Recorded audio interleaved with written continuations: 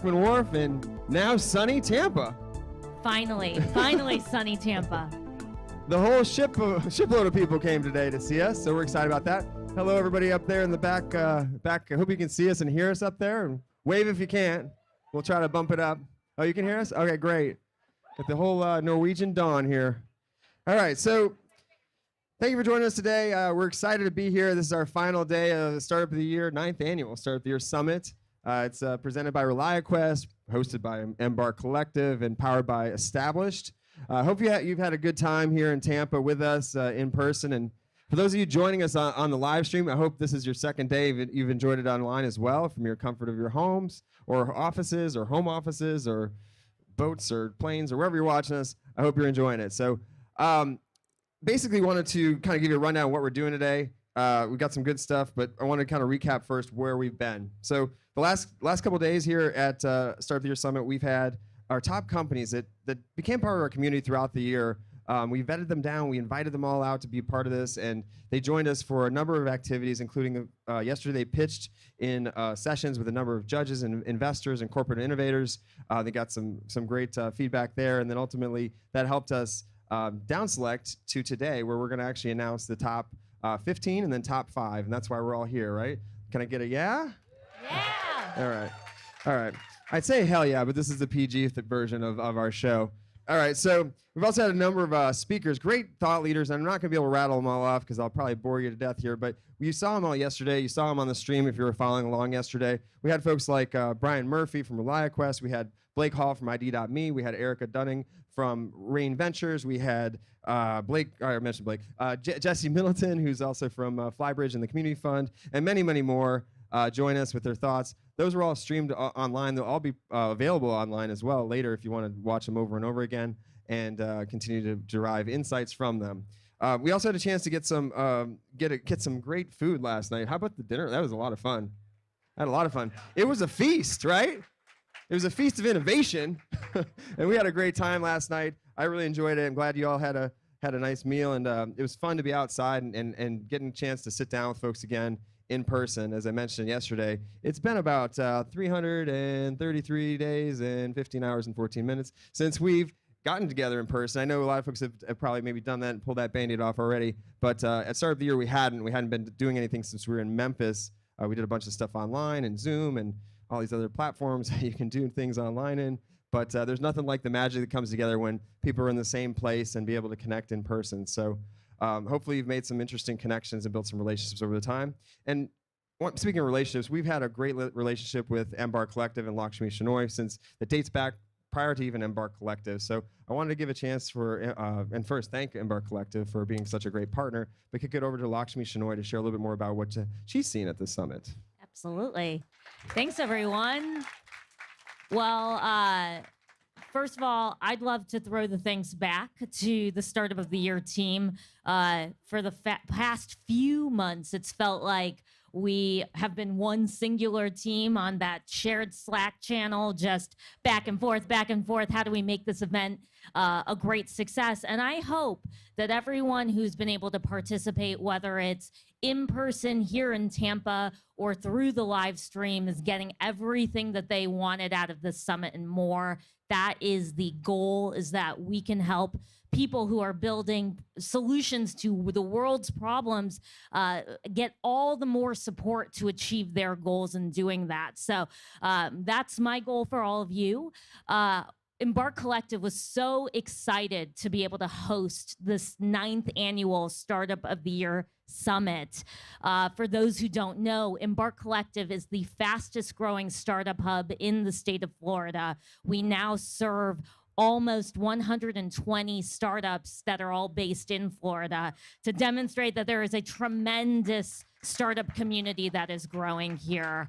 And we have had a ton of fun. I sort of am feeling like today is the brunch after the wedding and the late reception. I know many of you here in the audience, if you were at the dinner last night, had a late night. I heard about many after parties. So I hope that was a good time. I slept. I worked. To each their own. So we could not have done pulled off this summit as a community without the support of so many different partners. And Hillsborough County in particular has been a wonderful partner as we've worked to bring the Startup of the Year Summit to all of you. So I am very excited to welcome to the stage Commissioner Kimberly Overman, who has been just a great force for innovation and the startup community here in Hillsborough County and in Tampa. So without further ado, Commissioner Overman. Thank you, Lakshmi. I can't thank you all enough for the invitation to be here today, and I am so thrilled to be here today. This year's Startup of the Year Finals is an amazing experience in bringing what Embarc has brought to us and brought in a collective effort to change the world, to solve the problems of the world, to bring innovation to our region. By the way, you came to the best place ever. But that, I would say, is a stellar opportunity to get to know each other and recognize the stellar companies that are here to compete for this award. Today, the talent here is incredible. I'd looked through the list of various different entities that are here, and I was so inspired by the great problem solving and the great innovation that is happening here. The mentors, the speakers, as well as the community partners working together to come together to actually create not only an opportunity for success, but to create wealth. The programming this week has also been pretty awesome. So I'm great to see that as we reach the finals and the awards ceremony. Today, thank you, Embarc, for hosting this event and making sure that we're able to celebrate the innovation that's occurring in our economy.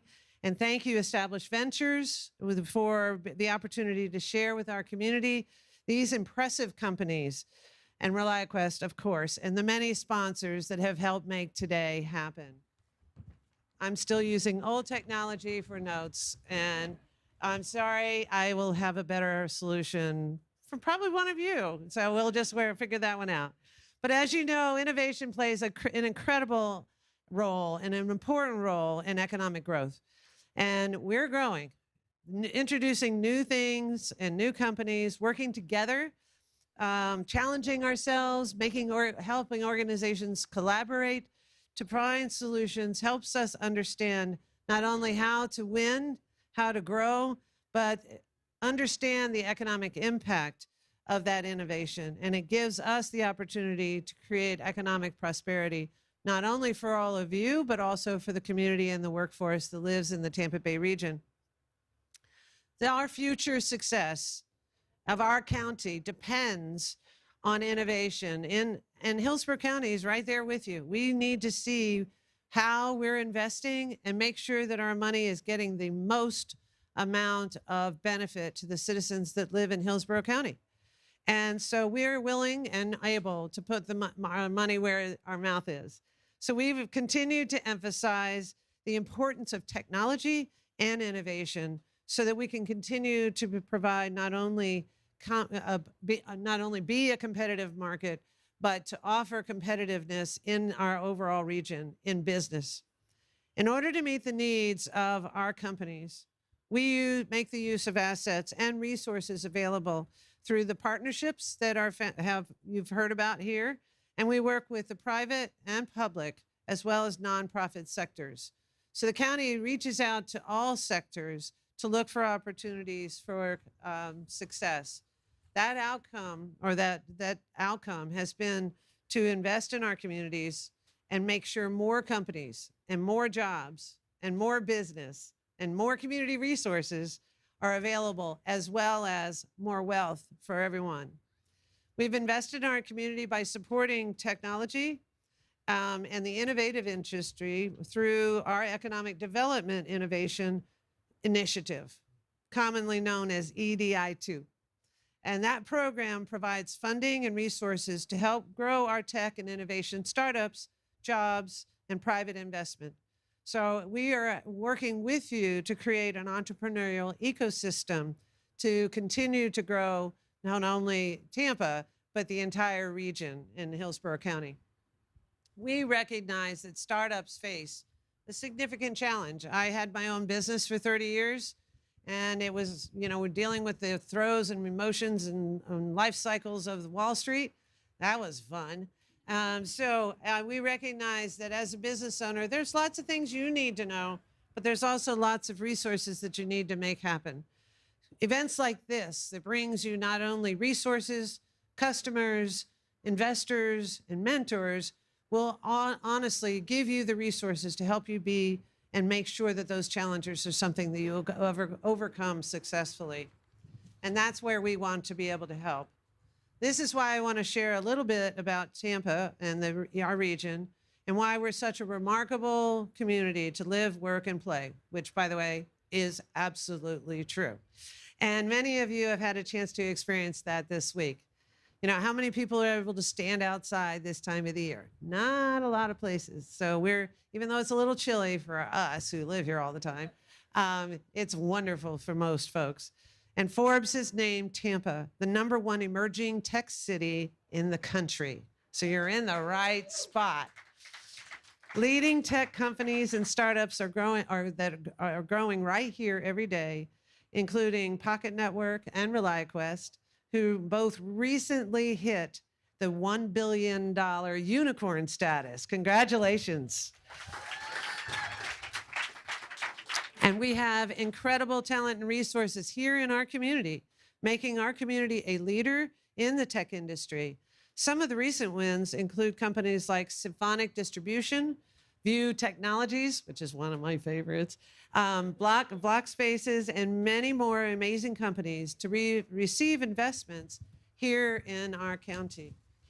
And Tampa has been one of the top markets for growth in the technology job postings. So not only can you grow, but you'll be able to advertise those individuals and resources that you need right from our local hub. Our community is strong among the nation's 10 fastest growing metros for entrepreneurs, according to LinkedIn. And of course, Embarc has really laid a great platform for making that happen and allowing us to celebrate that. With the tremendous resources and partners we have, investments and companies growth in our community, this is where you want to be. Of course, I have to sell my county because I think it's an awesome place to live. But I didn't think I would stay when I first moved here 34 years ago. And it's better than Hotel California. You'll never want to leave. And you won't have trouble employing people from all around the country that want to come and live in the Tampa Bay region because it's just so awesome. As for the talent, we have that too. And Tampa ranks high among the best college cities. So not only do we have the existing workforce, but we've got great university system and colleges to help you recruit great staff for your businesses. And so when it comes to the quality of life, we are recognized as Wallet Hub, as 2021 best city in the U.S. for veterans, of which we have the largest population of veterans in an urban core. Number 10 in the best foodie cities in America. And I think from what I heard last night, you got to experience a little of that awesomeness and much, much more. I will tell you, we do live in one of the best places, and we are actually fertile for helping your business grow. And I am so thrilled to have you here. When I had my own practice, I had to go to other cities to learn about startups and meet ventures and mentors that we've seen here today. So I am thrilled to welcome you all and look forward to the awards that we'll see very shortly. And with that, I'll turn it back over. Thank you so much, Kimberly. Appreciate it. Thank you very much. All right. So you heard the sunshine and lots of unicorns. I can't wait. My daughter is going to love this place. She loves unicorns, so super excited about that. All right, so this is the time we've been waiting for here. We've got our top 15 and top 5 finalists, and we're going to announce them here in a second. But before we do, I needed to introduce and bring back to the stage from yesterday, Jen Consalvo, our COO and our CEO, co-CEO, and co-founder of Established and Established Ventures. She's going to share some things about what we're doing and then start helping me with the honor of announcing the top 15 and top 5. So go ahead. Hey, welcome, Jen. All right. So before I make this announcement, I want to tell everyone, we all know being an entrepreneur is hard. Having a startup has a lot of challenges. It's exciting. It's great work. Awards are great, but it's important that you all walk away from here feeling like it's more about the process. It's about the value. It's about the people you meet, the things you're doing. We encourage everyone over the next few days to go back, look through your cards, your LinkedIn, follow up on those connections. That's the value here. And I just want to make sure, because this is fun, this is great, and we've seen so many great companies come up on our stage for the top 5 and winning the award over the years. But so many other companies have gone on to do amazing things and continue to be part of the community. And that's what we're most excited about. That's why you're all here. So I hope you remember that.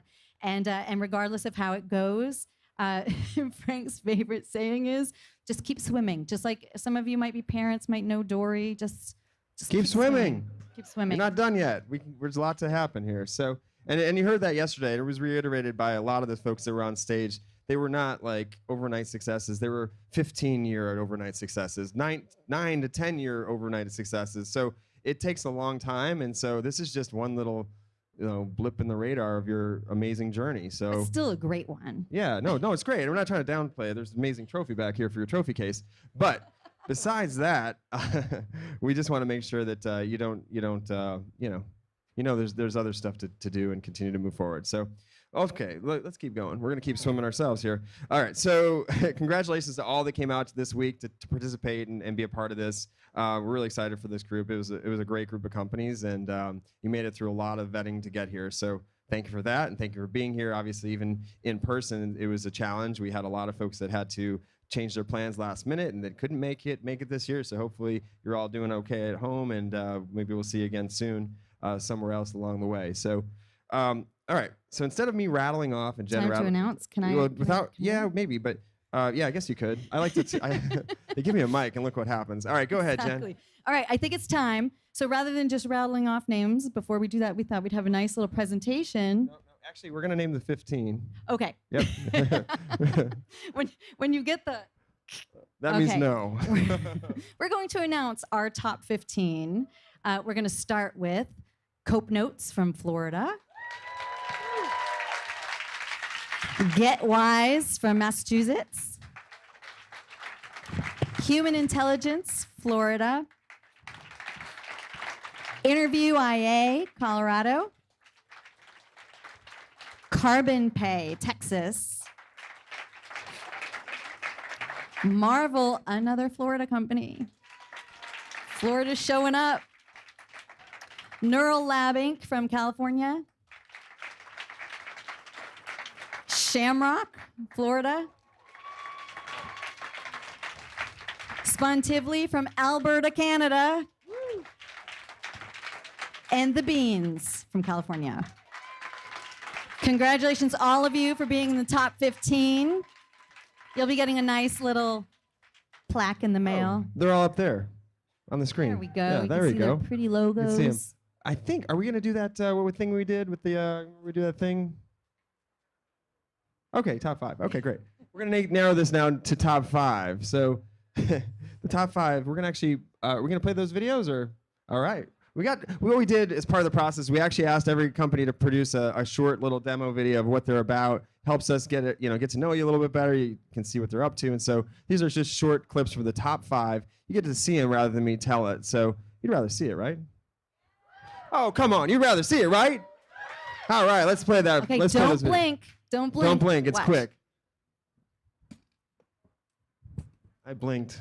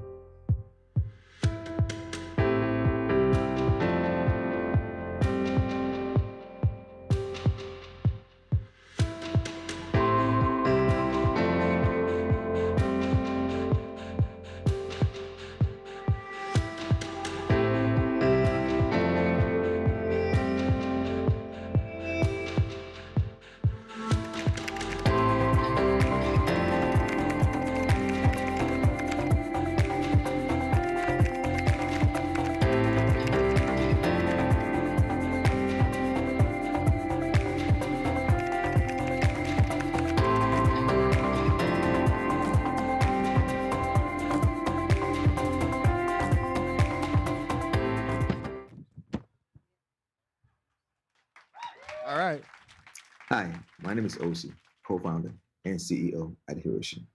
Here is our team at Hiroshi, and these are some experienced folks who are helping build a platform that is driving the solution that we're giving to our customers. At Hiroshi, we are linking up Africans to global commerce. That means you can live anywhere in Africa and be able to shop anywhere in the world and get it delivered to your door within record time.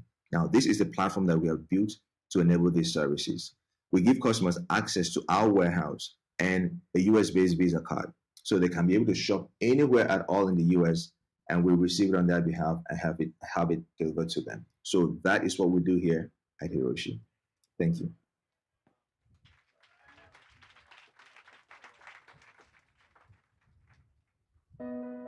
If you're a person living with kidney failure, then odds are you're spending 15 to 20 hours each week sitting in a dialysis chair. This is the reality for the nearly 500,000 people who receive in-center dialysis. My name is Sarah Lee, and I'm the CEO of Relavo. At Relavo, we're changing the way that kidney failure patients receive treatment by making home dialysis safer and more accessible. Peritoneal dialysis is a form of home treatment that offers patients more flexibility and better health outcomes. However, it's severely underutilized because of the risk of peritonitis. This led us to create the Peritonex, a novel inline connection device that internally disinfects connected dialysis tubes. With the Peritonex, patients will experience fewer infections and receive higher quality care. With our product reducing the risk of infection, patients and their families will have one less thing to worry about. Thank you.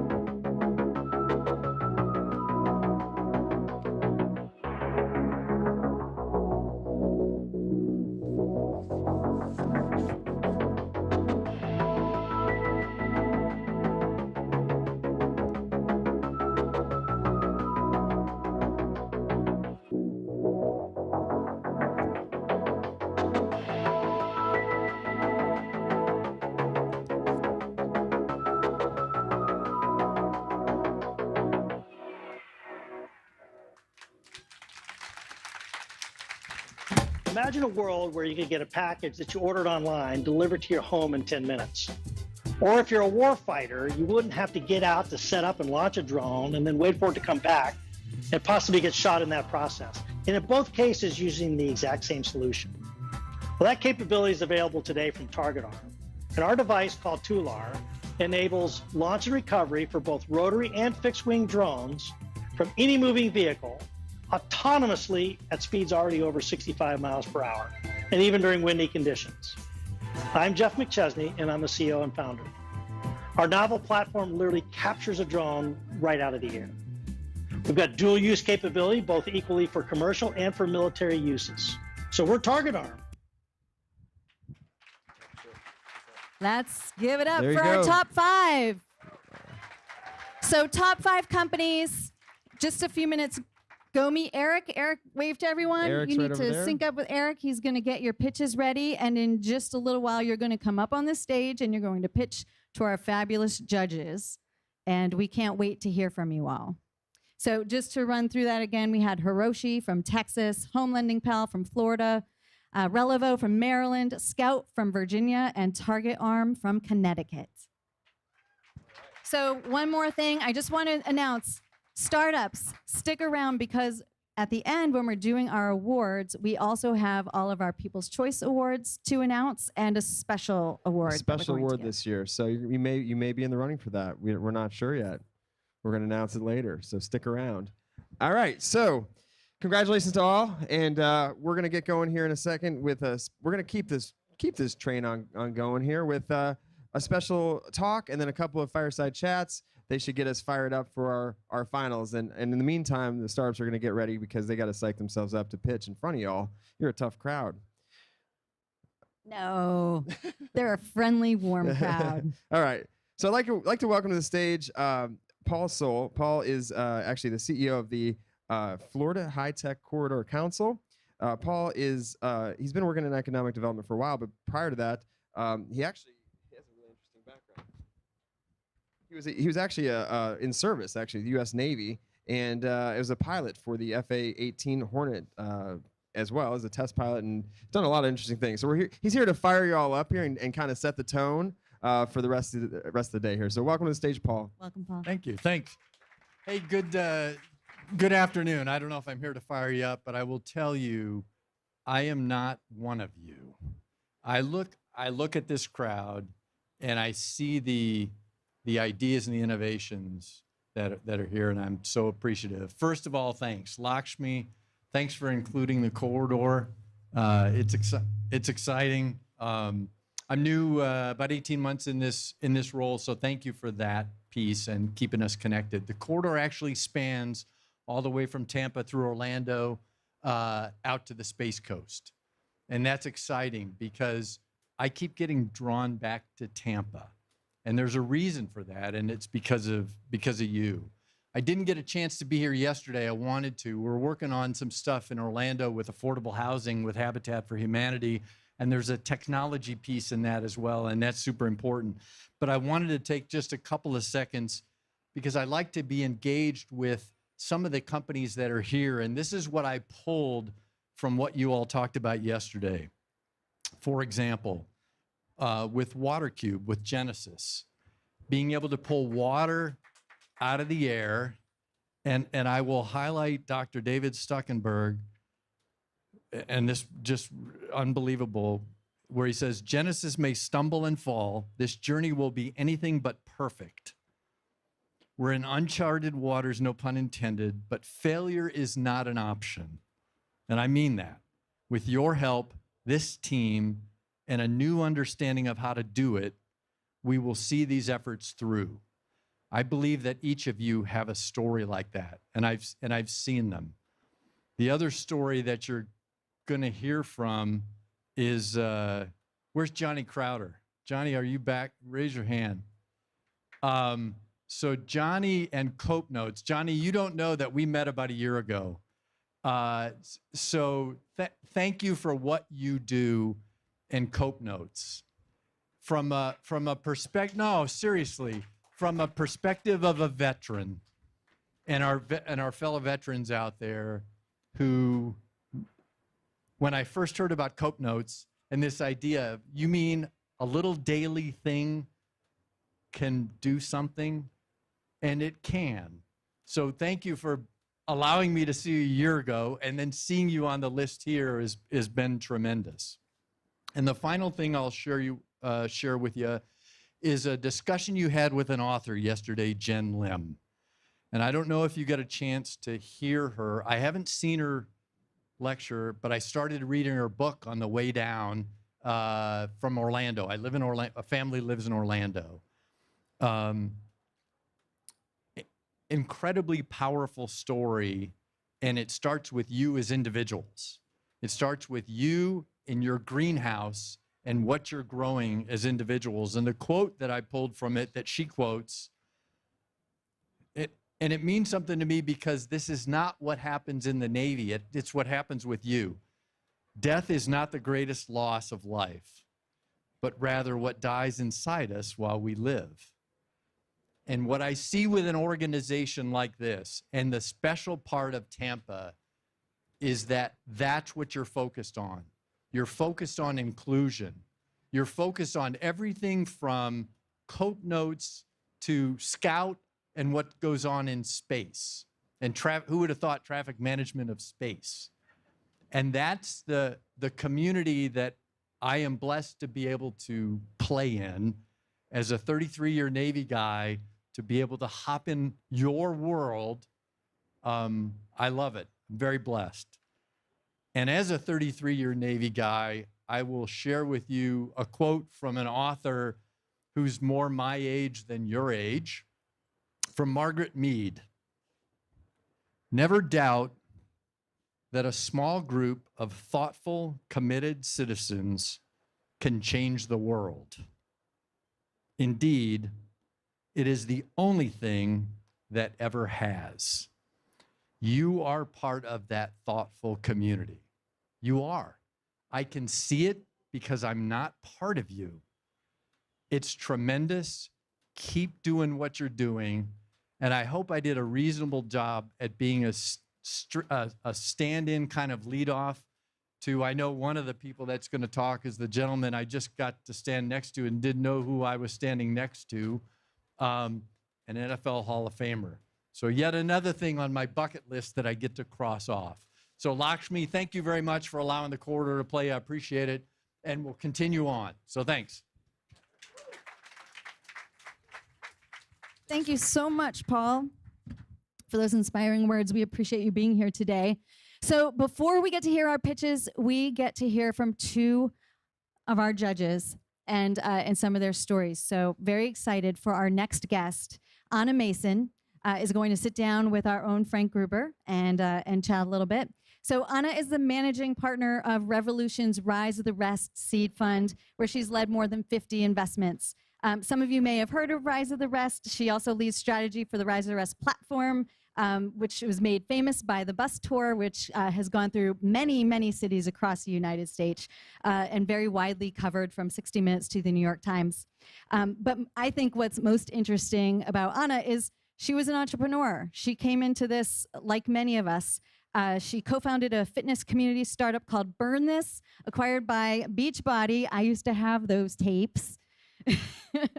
And co-led the Veneta Project DC, an organization that supports female founders. So come on up, Anna Mason and Frank Gruber, and have some comfy chairs. All right. All right. Thank you, Jen. Thanks, Chad. We're socially distanced by a SOTY, which stands for Startup of the Year. But if you adjust it, it actually means toys. Strong. Very strong. Yes. So anyway, all right. Thanks, Anna. It's been a while since I've seen you in person. It's been a minute. So thanks for being here today, and I appreciate it. We've been on bus tours together across the country, but you've done a lot of tours. I think you've done more than I have at this point. How many of you? What have you done with the Rise of Rest? And you do the whole tour, and you've been touring around the country finding companies. Give us like an update on everything that you've been up to with that. Yeah, and thank you for hosting this amazing event. It's been incredibly special to reconnect with so many great friends from all across the country. So huge round of applause for Embarc and Establish.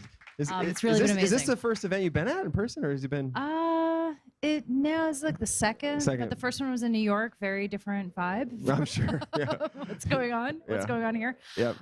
So Rise of the Rest started as a bus tour platform back in 2014 to celebrate and spotlight regional entrepreneurship in cities all across the country. We've done 9 tours, been to 45 cities, including Tampa, back on our 8th tour in 2019. Yep. So it's incredible to be back and see all of the extraordinary momentum here and in South Florida more broadly.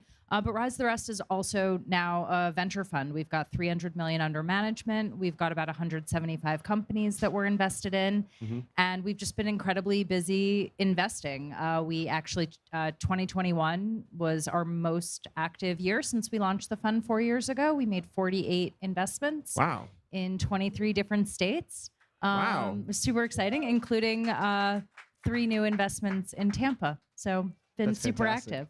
So during the pandemic times, which I think we're still in, I don't know, can't even tell where they blur together. But either way, how has that been? Has that increased the amount of stuff you've been doing? I know the tour is a big part of what you're doing, but have you been investing more because of the, ability to be able to jump on more calls on Zoom and whatnot, or what's that been like?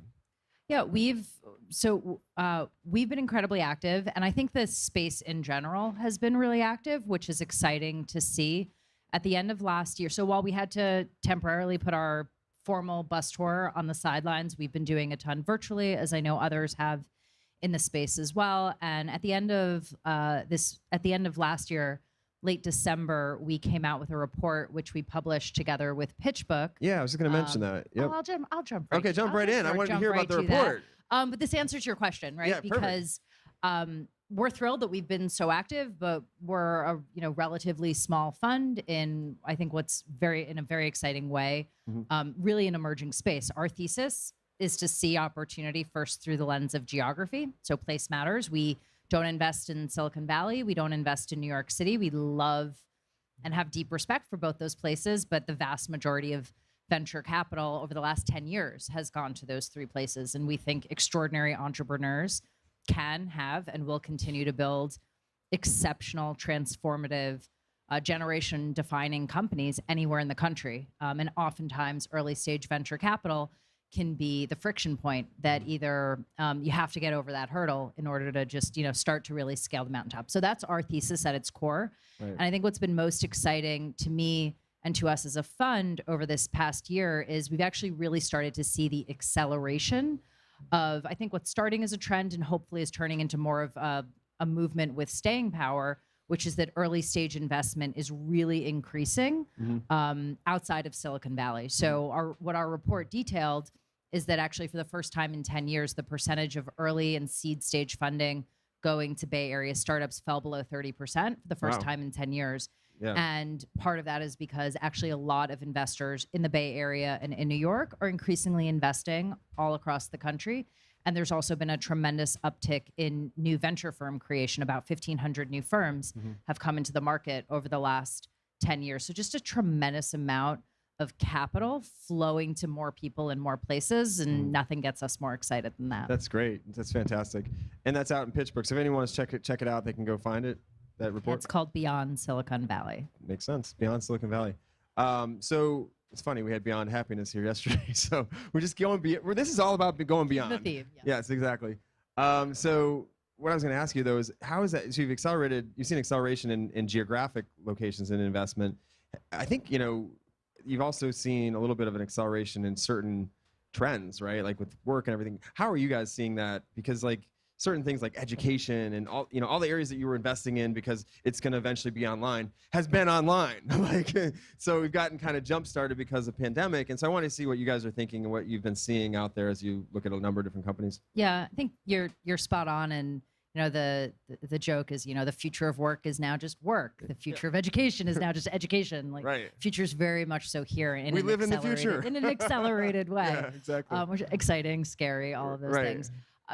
For us, I think some key areas of focus and opportunity, what we spend a lot of time thinking about and talking about and investing against from a thesis standpoint, are the broader themes of infrastructure, access, and resilience. So for example, we've, on the access point, we've been doing a lot more investing in verticalized fintech, where it's all about increased access and visibility and actual transaction capabilities to alternative asset classes, or expanding the pool of people who have access to investment education. So those are some areas that are interesting to us.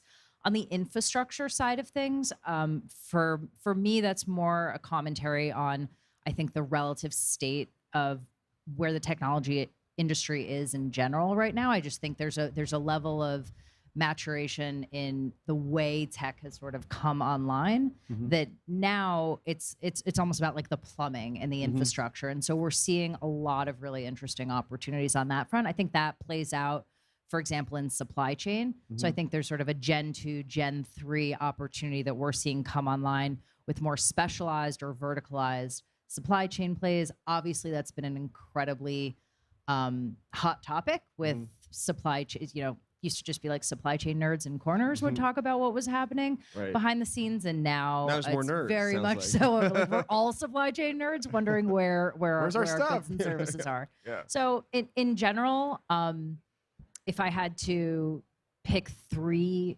topics that I think will move the needle, not just for investment opportunity, but also for entrepreneurs, for people looking to get into the space as early employees in startups, 3 key areas that I'm focused on as we're kicking off this crazy new year. One is money.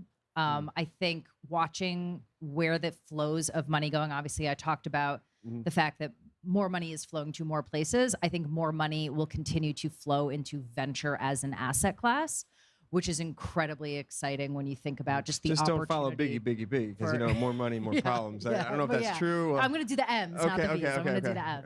All right. The second is movement. I refer to it as like the unbundling of place.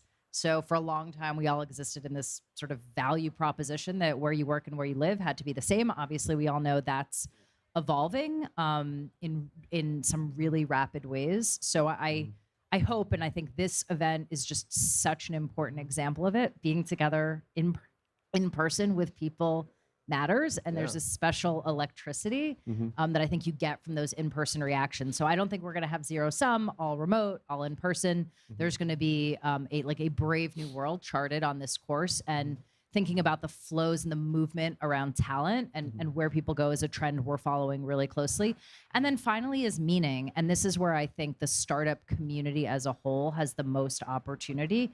If there's one seismic shift that I think has unfolded, perhaps for each of us individually and for communities and perhaps even the world at large, it's taking a step back and thinking about what matters. I read this really interesting piece that LinkedIn had put out recently, which said, work-life balance is actually now shifting in subtle but critical ways to be life-work balance, and figuring out how you fit work into your life instead of how you fit your life into work is actually going to be the big coin flip moving forward for the duration post-pandemic. And when you think about where you find meaning, I think the startup community, like that opportunity, inures to the benefit of the entire startup community, because entrepreneurship to me is fundamentally about optimism, like realistic optimism. You're crazy enough to think that you can find the better way, but you're also realistic enough to help make it happen. And that's where I just think there's really exciting opportunity and inspiration for the year ahead. I love that. And I think about even what Paul just mentioned in reference to like your garden, right? Your life, like figuring out your life first, and then ultimately figuring out what you actually want to do in that. So I love that. So I wanted to ask you a few topics I thought of while you were talking, and didn't want to interrupt you. But basically, you talked about some trends there. You wanted to interrupt me a little bit. I did, but I bit my tongue. Yeah, I did. I held myself back. But basically, you're talking about some trends there, and I wanted to just get your take, right? There's a lot of buzz and talk about, and even, your counterpart there, Steve Case, wrote a book all about the waves, right? The third wave, and first, he was part of the first and second and all that, and you've got the third, and now we're seeing Web 3.0. How does that fall into the waves, and what do you think about it? And then also, you talk about in-person things. I want to get your take on the metaverse as well. So those two kind of areas of, have you been seeing a lot of deals in those areas? Do you care about those spaces? Are you thinking about them? Or we're seeing a ton in that space. It's I think we're in a stage right now where we're digging in, we're learning a lot, we're having a lot of conversations. I think there are a handful of companies in our portfolio who have long been building in the metaverse. Maybe they just didn't know it yet. We didn't know it yet. All of a sudden, it's all they can talk about. Right. For me, and I think this applies not just to Web3 and the metaverse, but for any industry in general. Every 12 to 18 months or so, the cycle flips and everybody talks about the same exact buzzword. I think it's the authenticity of if, where, and how it actually fits into your model, or if you're square peg round hole. That makes sense. All right, great. So you're here in Tampa. I know you had some meetings this week, and we've co-invested in some companies. You probably did a bigger check size, but we were able to invest in some of the Startup of the Year companies. One is Griffin. So locally, are there others that you're excited about here in Tampa? Yeah, as I mentioned before, we're invested in 4 companies in Tampa. Not all of them have been announced yet, so I'm not going to blow anybody up. We can definitely break that news. We can break that news today. I think there's a broader a broader PR plan. I don't want to step on there. All right, they won't tell anyone. But let me answer your question differently. Yeah. Rise of the Rest typically writes $500,000 checks into seed stage companies that range from $250,000. And our check size can range from $250,000 to $1 million. We mostly do seed. We do a very little bit of pre-seed, a very little bit of A. I'm loud and proud in all communities, not just when I'm in Tampa, about how special and underrated I think this community is. There's obviously been a tremendous amount of hype, and I actually think well-deserved in other parts of South Florida, but I think there's a really special and intentional community being built here. I love this market. I love investing in startups in this market. I've learned better than to continue to hand out my email from stage, but I will answer that question by saying, in part, I'm here looking for my 5th investment in Tampa. So we'll figure out how to get in touch. And we have others as well, not just Tampa. So there's quite a few other states involved. Yes. I should say Rise the Rest is invested in 39 states across the country. So I don't think I've ever met. we're trying to get to 50 of 50. That's amazing. I don't think I've ever met anybody that's invested in that many states. We're part of it, I think, unfolded through the work that we did on the tours. Yeah. So while the tours weren't just about early stage startups in isolation, it was really about understanding and experiencing the broader community of innovation and entrepreneurship and that spirit of possibility that's very much so alive and well in cities all across the country. And so it's really over the, since 2014, it's been a really special opportunity for us to get to know so many cities. And that's led naturally just to great investment opportunities. That makes sense. It's a lot of fun. I mean, it's been a while since we've been on a bus, but gosh, in the moment, it's a grind, right? But in hindsight, you're like, wow, that was amazing, right? So, and I think for those that don't realize it, it's literally like a 5-day tour where you're in a new city every day and you start at 7 a.m. and you're meeting like everyone in that community pretty much, including like the governors and the mayors and the, everybody. So is there any memories that you have from just doing those tours that you just would love to share? Like one moment where you're like, oh my gosh, that was like the most interesting thing. I mean, there's probably been a ton. But... Oh, I don't know. Ask me a different question, Tad. Okay. Is there anything you're looking forward to here in the 2022? It's 2020 part 2. Hopefully it's not like 2020. I am, so we probably, like so many of you, we had the opportunity to build and grow our team over the last 2 years during the pandemic. And we have put a lot of emphasis on just thinking about how we operate, how we vibe as a team. And one of the things we've started to do is come together with intention. So people are, remote, whether they're local in DC or in some of our other locations across the country.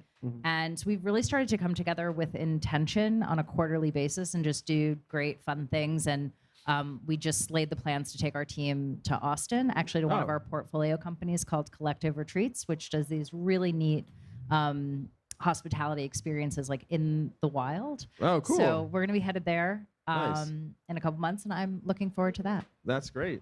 All right. Well, thank you so much for being here today. I appreciate it. You're going to be a finals judge here shortly. We've got some great companies, as you saw, the little videos there. I don't know if you had a chance to meet any of those yet. Thanks, Frank. But you're going to learn more about them here shortly. So let's give a warm round of applause here for Anna Mason. Thanks so much. Thank you.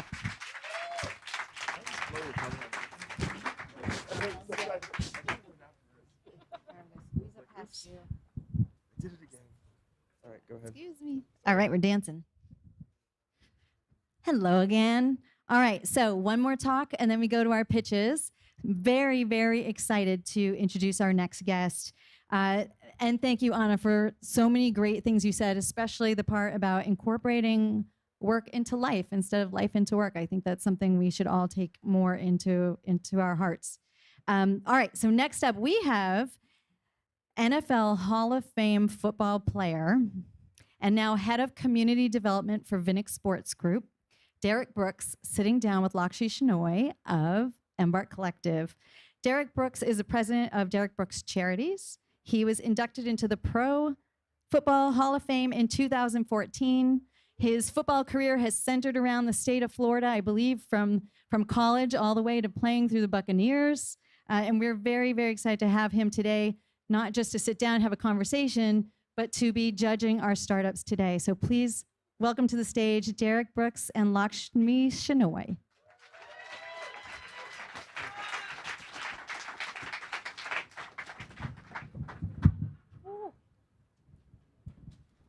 These stools are not made for short people. No, they're not real sturdy. All right, all right, well, we're gonna make it work. All right, nobody's live streaming this, right? We're good. We won't have any follies. Well, as you can see, as an accomplished athlete myself, it's obvious why I got to interview Mr. Derrick Brooks. And I'm mad at everyone who laughed at my joke.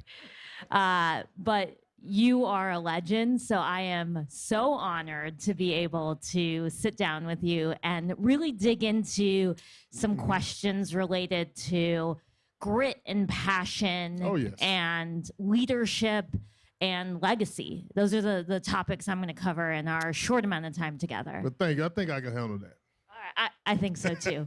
All right. Well, I think about your experience both on and off the field and the amount of passion and love that you've had for all of the work that you've done, whether it's in your career with the Tampa Bay Buccaneers or in your role in really being a leader in our community now.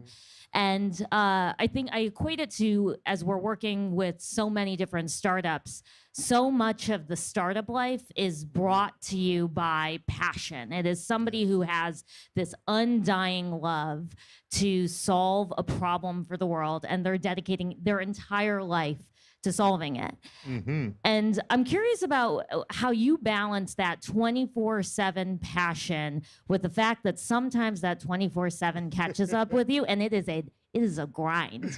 Yes, it is. And so just for the startup founders in the audience, how do you manage that world of, I love what I do, but sometimes it can be all encompassing, and how do you personally navigate that? Well, thank you. First of all, I do want to say that I've been blessed to live my whole life, here in the state of Florida, from Pensacola, Florida to Tallahassee, to being drafted by the Bucs. So the passion that you talk about, for me, I was born into it, to be honest with you, when I talk about how I want our state to be the best of the best. And growing up, it was obviously through the lens of being an athlete and a football player, and coming through the state of Florida during my time, we were the best of all the prep athletes that colleges came to recruit. And even with our universities within the state of Florida, it was a highly competitive situation. I just happened to choose the best one at Florida State. But as I fast forward that, and you mentioned the word passion, to me it all starts with your attitude. You got to find the attitude and have a proper attitude into anything you do. For me, it was obviously coming here and being a part of a Buccaneer team in the mid-'90s was not the Buccaneer team that we see today, with a different uniform and a different attitude. It was a losing franchise and a losing culture. But thank God for Tony Dungy, who became our head coach. He flipped the script in really to how we think. And it wasn't necessarily about how we thought about the game of football and that preparation. It was about developing a passion to go out and affect our community, and we're going to use the platform of playing football. And that's what really fed my passion. How can I be a bigger influence to the Bay Area and the city of Tampa, and it not just stay between the white lines of playing football? So I looked at that passion of how I prepared myself, how I led this team, but more importantly, how did I serve? And that's what I say with you guys in serving your passions of your startup company. It's all about you. You can't divorce your passion. You have to stay with it. You have to be the grind. You have to be the foundation. And that's what I try to do every single day, no matter if it's being a leadership executive at Vinik Sports Group, to our foundation, or even to our high school. I find that motivation every day. And I saw this motivation on the back of a car, a Dr. Seuss thing on the back of someone's car about 10 years ago, and it's so true. It says motivation is like taking a bath or a shower every day. You do it or you stink. And I thought that was so profound in motivation, and that's how I look at it. I don't want to stink. I don't want to smell.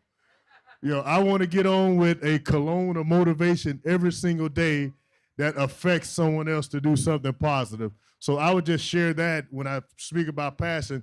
Find that motivation every day. And when you can't find it, just put your nose under your arm and smell it and say, oh boy, I will find a way to get motivated. You have made me rethink my, a daily shower is now different in my mind. Oh, absolutely. It's a chance to remotivate. Awesome. Well, I'm really, you started to talk a little bit about leadership and motivation and passion. You for those that don't know, obviously you're a leader on the field. I want to talk a little bit about your leadership off the field. So You've got charity work through the Derrick Brooks Charities, which is focused on providing youth with education or with educational opportunities to provide a cultural and social vision.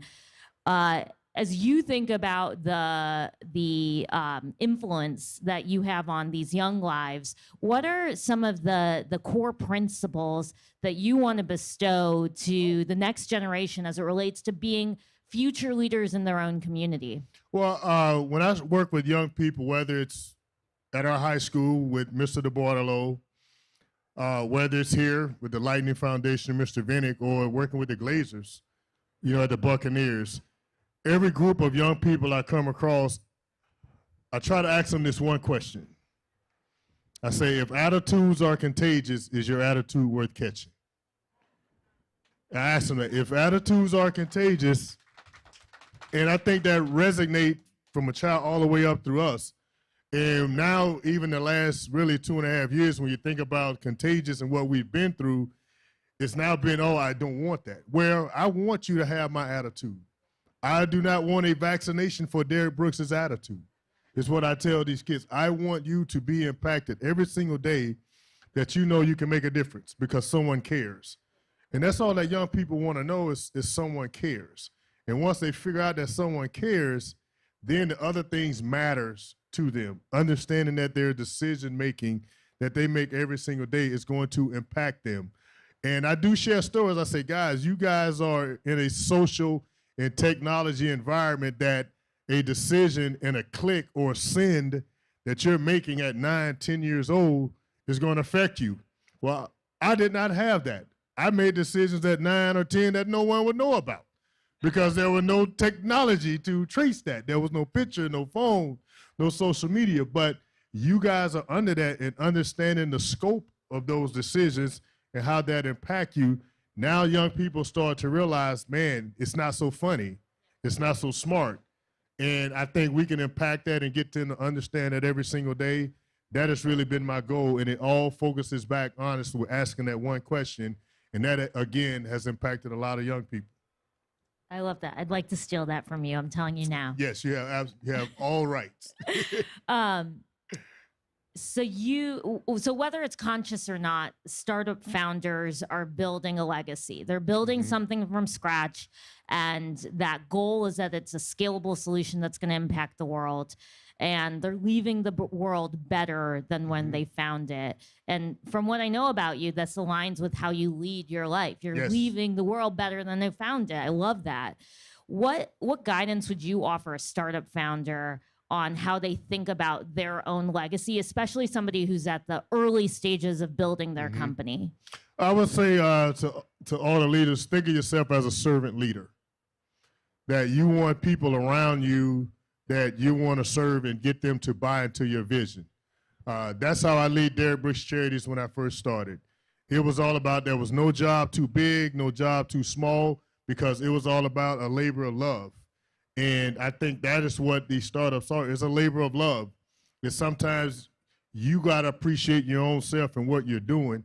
At the same time, you got to identify those partners that believe in your vision as well. And I think you have to live it, breathe it, see it, and be a tangible example of what you want your startup to be. And again, that is how I approach my community service with Derrick Brooks Charities. I wanted to be that example. When young kids tell me, hey, your programs or something that I did saved them from a bad decision or situation, I tell them, no, you guys saved me, because it was my obligation to what I wanted to be representing you that kept me on the right path to make the right decision. So I wanted to be accountable to them as much as they wanted to take advantage of the programs that we were providing. So now you flip that into terms of business. How can you be accountable to your own business and your own startup success? You yourself have to be accountable to it, and you got to be willing to serve it and serve the leaders and obviously the teammates that are around you to do it, because trust me, I've been pitched through investment ideas and sat in situations like these a lot. And there's a lot you can see in terms of determining someone's passion and how they want to be their mission determines the outcome. But at the same time, when you are rejected Are you going to get back up? Are you going to look for a different path? Are you going to look for areas of improvement to overcome that same rejection?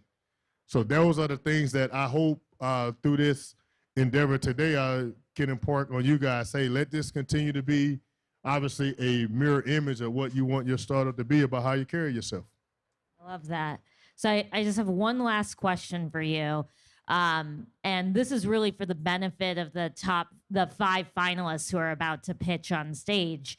So our team last saw you when you participated in the Minority Entrepreneurship Institute pitch night over at Embarc Collective. And we're about to hear 5 finalists for the Startup of the Year Awards and Summit. And I'm curious, what are you really looking for when you're listening to pitches?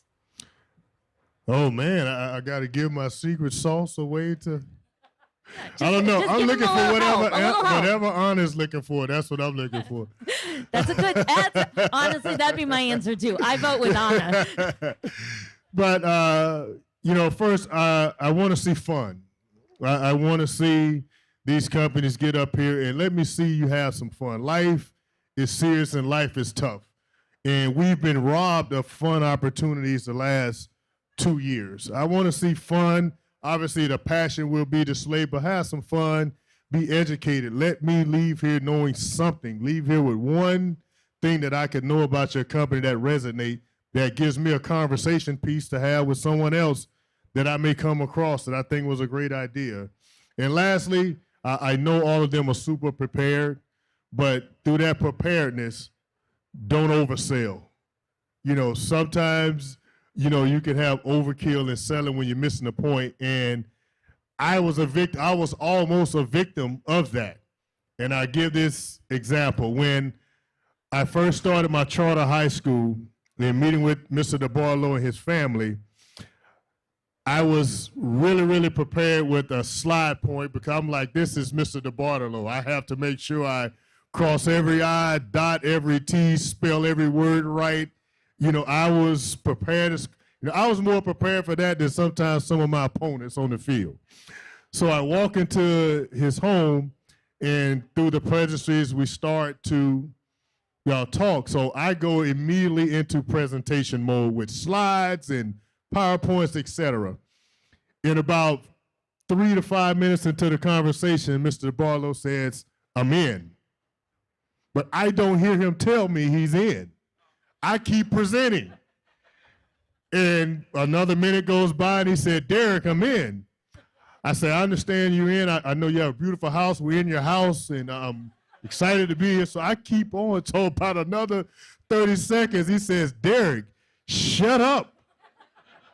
I'm in. I'm your partner." And I said, "Mr. DeBarlow, I'm so sorry. I was so into the moment. You already my point?" He said, "Yes." He said, "I was your partner from the minute you walked in. And I heard the first thing you came out of your mouth was you love to teach." I was in from that standpoint. So I just say that to say all of you, make sure you're listening and throughout the presentation and don't get so caught up on the other side because I was in go mode. But I was so grateful that his heart felt my heart and what we was going to do in starting our charter high school, that he became my partner and I did not talk myself out of that partnership. So again, I just share that story with you guys. That was incredible. Well, on behalf of all of us, both here in person in Tampa and on the live stream, thank you so much. Thank you for your contribution on the field. Thank you for your contribution to this community. And thank you for being a judge at the 9th Annual Startup of the Year Summit. You're welcome. All right. Thanks.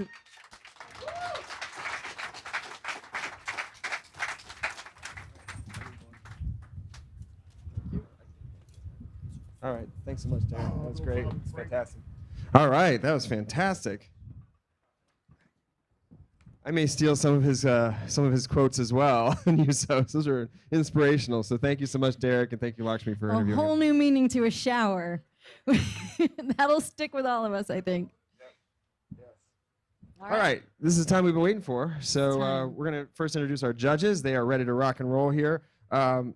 we've got a bunch of I got 5 judges. They're all going to sit right here. They're going to watch the videos, watch the pitching. Our first judge we want to bring to the stage here at our 9th annual Start of the Year Finals is Erica Dunning. She's been a part of our. She's a managing partner at Rain Ventures. You probably saw her speak yesterday on the session. She's also completes just about every New York Times crossword puzzle, and is very good at them. So if you have any questions about crosswords, go to her. And then her most recent investment is it Solar Funds? Solar Funds, which is our 2020 Start of the Year. They're going to be here if they're not here already. They're going to be here in a little bit. A little bit, yeah. Say hello and help us with the handoff here of this very heavy trophy behind us. For the trophy case.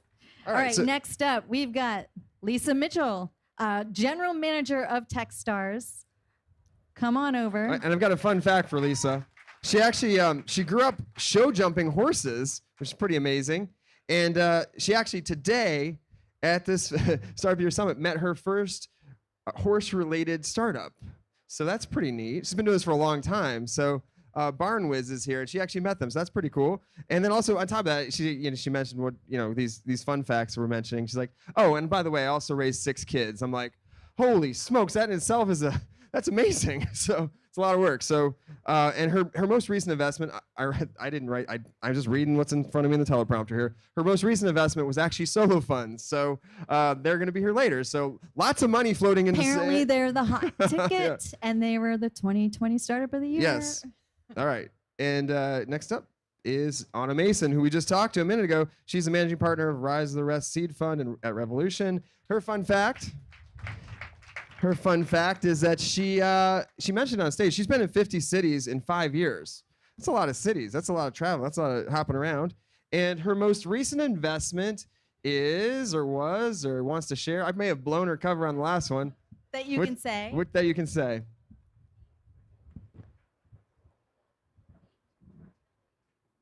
Mate. Can we get them? Mate. We need mate fertility.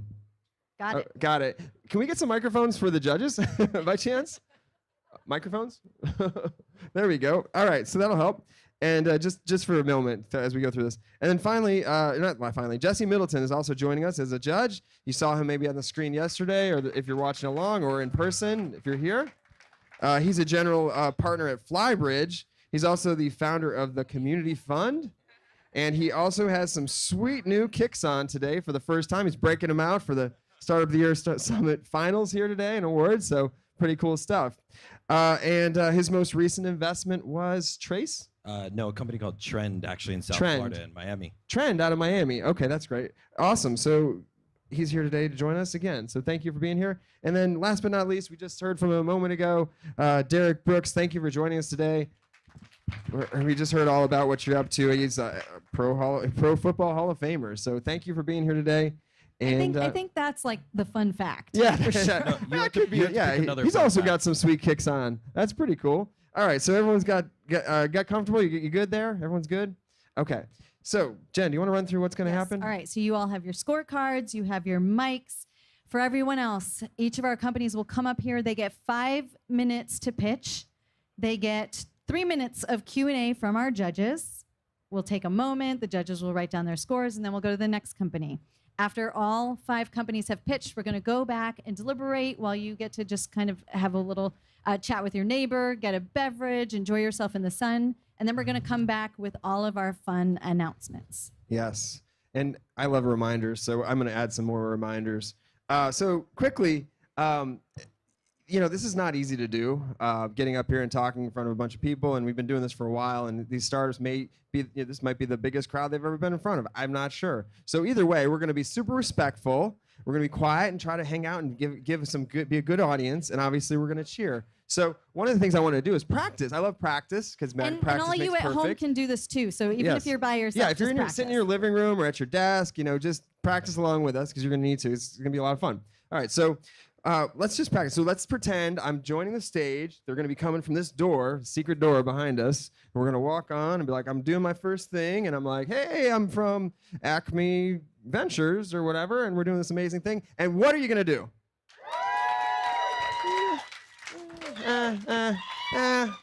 I've seen better. I'm going to try that again. So let's try that. So I'm just walking along, and I'm like, oh, here we go. I'm going to be, holy smokes, this is the most people I've ever seen. That's better. See, now I'm ready to pitch. Yeah, Now I'm excited. I think we're ready to go. So, all right. So our first, I want to say first contestant. We're not doing, it's not a game show. Our first startup is coming in from Texas, and it's Hiroshi. Is that right? All right, Hiroshi, you ready? All right, here we go.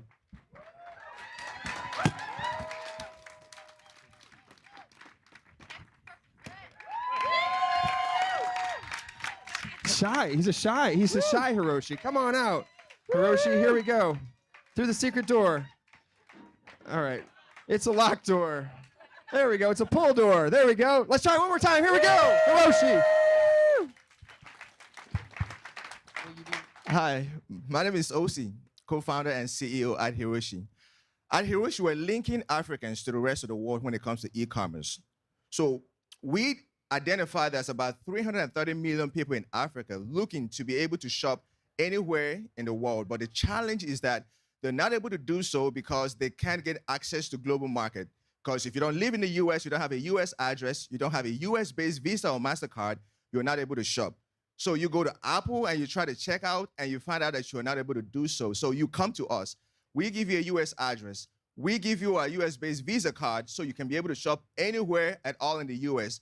We receive your items and we ship it down to you where you live. Right now, we're focused in the country of Nigeria and solving that for the country of people of Nigeria. But eventually, the goal is to branch out of Nigeria, move to other parts of Africa, because when we can solve it for Africa, we can definitely solve it for other parts of the world.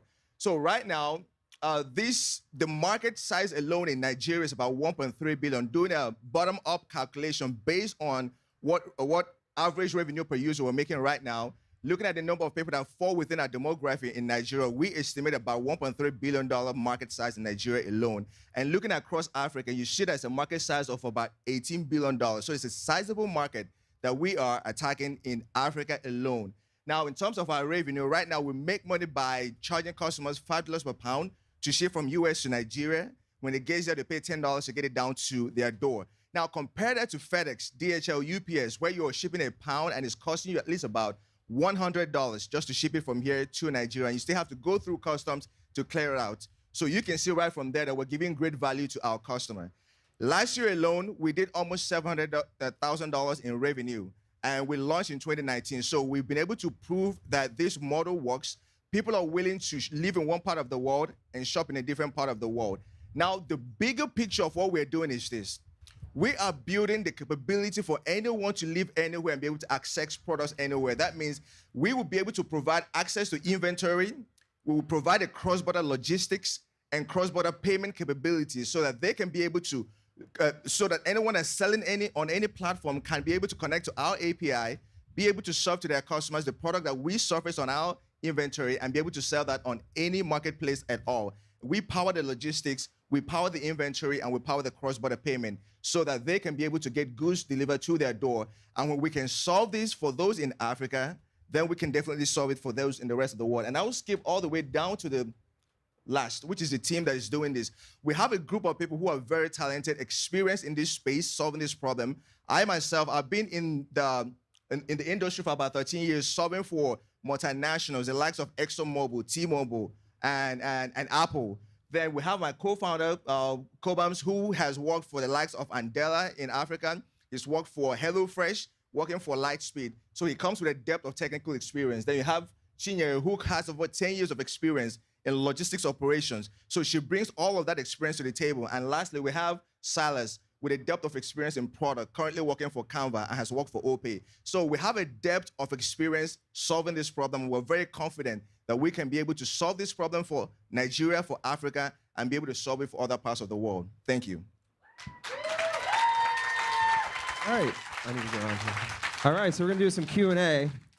We're gonna do some Q&A. We got a couple minutes of Q&A. You're gonna start with the first question. Unfortunately, we don't have enough mics, so if you need to share, pass the mic. I do have some Florida Enterprise Florida hand sanitizer if you like.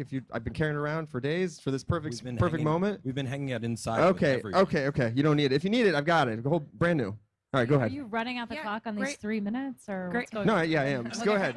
I set the clock, so go ahead. great pitch. I'm actually Nigerian, was just there a few years ago, so definitely understand the target market and the need for something like this. A couple questions. One, is 700,000 GMV or net revenue? And two, how are you price competitive with FedEx and DHL? Like, how does that happen? So that's 700 is net revenue, not GMV. So that's on the $5 per pound that we're charging for the shipping and the $10 for delivery fee. So that's on that. And on the price competitiveness, right now, if you're shipping a pound of an item from the US to Nigeria, it's going to cost you at least about $125 on FedEx. And when it gets there, you still have to go through customs to clear it out. But because of the process that we run, because everything comes in and we batch it together and we ship it in pallets, we get reduced pricing through the partners that we're using. When it gets there, then we clear through customs so that you don't have to go through that hassle, and we get it delivered to your door when you pay the $10 per pound flat fee. In what time period? Right now, it's about 10 to 14 days, and we have been able to shorten that in the last few weeks with more partnership that we have with airlines that we've been able to engage with. So we're able to get it down there now from about 7 to 10 days, and we believe we can get it down to 5 to 7 days as we grow in volume and build more partnerships. I got a question on the consumer side. So they receive the product after 10 to 14 days. They're not satisfied. What is the remedy in satisfying them on the back end? Right. So right now, the way that we have structured is where they are the ones buying the items themselves, not us. So they are owning that responsibility. Now, if they buy anything and send it through us, one of the values that we add is that anything that comes through our warehouse, we grab the details of everything. We open the items, grab the picture and the details of that item, and then we surface that to them to make a decision whether it's in the right kind of quality that they want. So if they don't want us to ship it, they can have us return it back to the merchant. But if they have us ship it, then they own the responsibility of return if they needed to. But that's on them, not us. Can you just clarify on the market opportunity? So when you use Apple as an example, many countries can order from Apple because they have operations. Right. Sort of what's the global opportunity for people that can't order from Apple as an example? Right. So that is the beginning point. So the beginning point is those that cannot be able to buy from the likes of Apple, Amazon, and the like. So what you will notice that if you live in Nigeria or other parts of the world, if you want to buy from any of these platforms, is either you can't get through, your IP address is blocked, and use a VPN to get through. And when you get through, because you don't have a US address, you have to now jump through hoops to find someone that does have a US address to be able to shop with. And if you get through there, then the Visa card that you have, though it might be a Visa or MasterCard, but it's not US based, so you're not able to do so. So that's the market that we are solving it for. Now, not for those that are expatriates, that are living in those countries that have ability, that have US card and US address to be able to buy. So that's the market that we're going after. So and by the way, congratulations, this is Thank awesome. There are a couple companies that are out there looking to solve this problem from the other end. Like they're trying to solve cross-border commerce by partnering with, or their customers are the actual brands or retailers. Tell us a little bit more about like the unique insight you have that you're starting, like the consumer is your customer. Right. Okay. Quick answer on this question. We're at time, so just quick answer. All right. So the value is that when we have built the customers and have control in sense that we own the customers' information and we have them within our DB.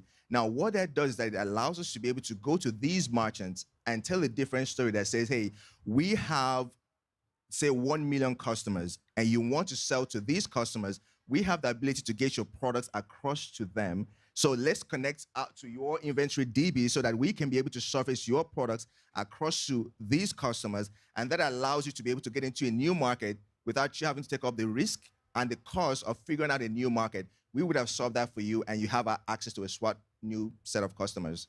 All right, let's hear it for Hiroshi. Thanks so much. Let's go back to the door there. All right. Always hard to go first. So great job. All right, so next up, we're going to hear from out of Florida. We good back there? Okay. Next up, we've got Home Lending Pal. We ready to hear it for Home Lending Pal out of Florida? Let's hear it. Thank you. Thank you. Y'all look beautiful. Beautiful. Good afternoon. My name is Brian Young. I am the CEO and co-founder of Home Lending Pal, and we have built the first AI-powered mortgage advisor, which we call Kev. We are on a mission to help more than 1 million African Americans become homeowners by really addressing the three biggest barriers to home ownership, which are credit, understanding affordability, and then understanding where to get down payment assistance from. Our application is really an interactive personalization app. What we are doing is simulating underwriting with different lenders within our network to give consumers a better understanding of really four main factors: my likelihood for approval, my expected time to close, my best loan product, and then best lenders that give me the best chance of success to work with. We have a network of lenders across the country. We're actually, our lead investor right now is a group called the Mortgage Collaborative, which represents about 20% of the overall origination market. And as we get ready to launch our mobile app, we're even giving consumers a better understanding. If I'm going down the street and I see homes that are in my affordability range, using geolocation to help that consumer really quickly understand what that looks like for them, either getting them to a position to better improve their chances of success with that home, or helping them gather the information, the documentation that is necessary to go through underwriting. Now, the cool part of that is that we're utilizing blockchain, so we're collecting, validating, and then hiding personal identifiable information until after the lending decision is made within the network itself. But more importantly, when it comes to reaching the Black audience, we're really taking more time to understand the cultural influences that prevent us from becoming homeowners, really understanding the social impact, the psychological, economic, personal, and even the just general cultural, just how we were raised as individuals to understand that. And the idea is that if you can engage the hardest to reach segment, it's easily to scale up to others within that network or other races, basically in general. Now, this theory has been working. We found that if we're able to get a user to one of our sign-up pages, about 40% of those users will go through and complete. That drop-off of 40%, we actually think we can get up to 60% because a lot of the African Americans were not using banks that were actually in our network with Plaid. It's okay, I'll keep talking. About one out of three users for us go on to successfully become a homeowner. For those that are not currently qualified, they usually spend anywhere from 3 to 4 months, especially low to moderate income borrowers, before we put them in a position where they are able to connect to a lender. And the data that we've shown has actually been validated not only by IBM, by Inseco as well. We opened up our database. We wanted to show that what we were saying was not just fiction, that it was all fact. Within a 6-week program, we had a little bit over 20,000 users that came into the platform. We were able to successfully help about 800 of those users go on to successfully become homeowners within that 6-week time frame. And we're looking to scale that up. We've just partnered with another group that has a little bit of a database that is a little bit over 30 million users that we'll be able to market to and really promote our product with for consumers that are ready to buy.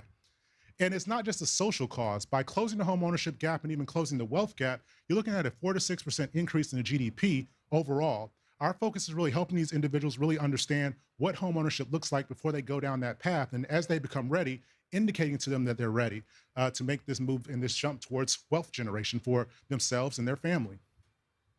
But what does that truly mean?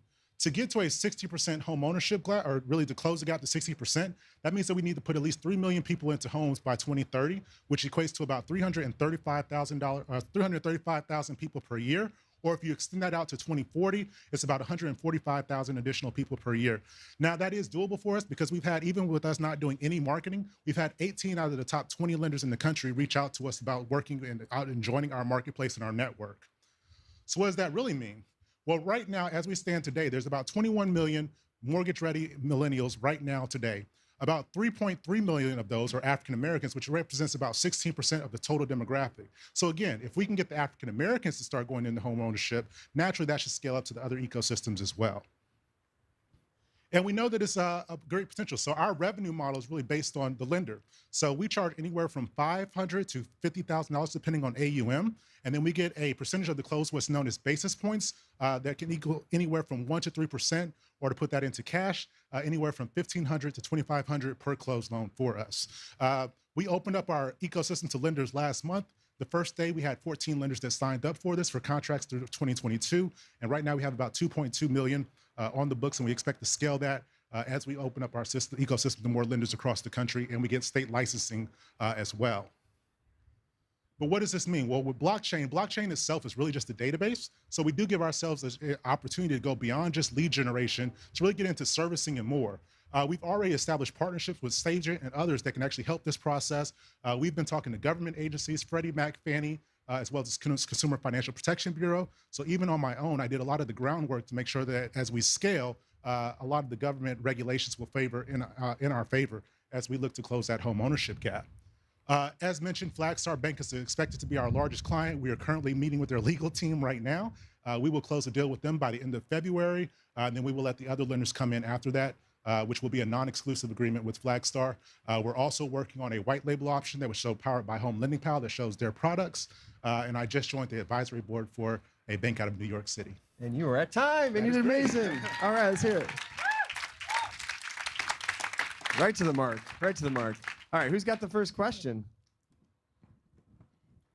Oh, so when you think about consumer acquisition in this space, often is quite expensive, and any financial product, and banks are spending thousands of dollars on a consumer.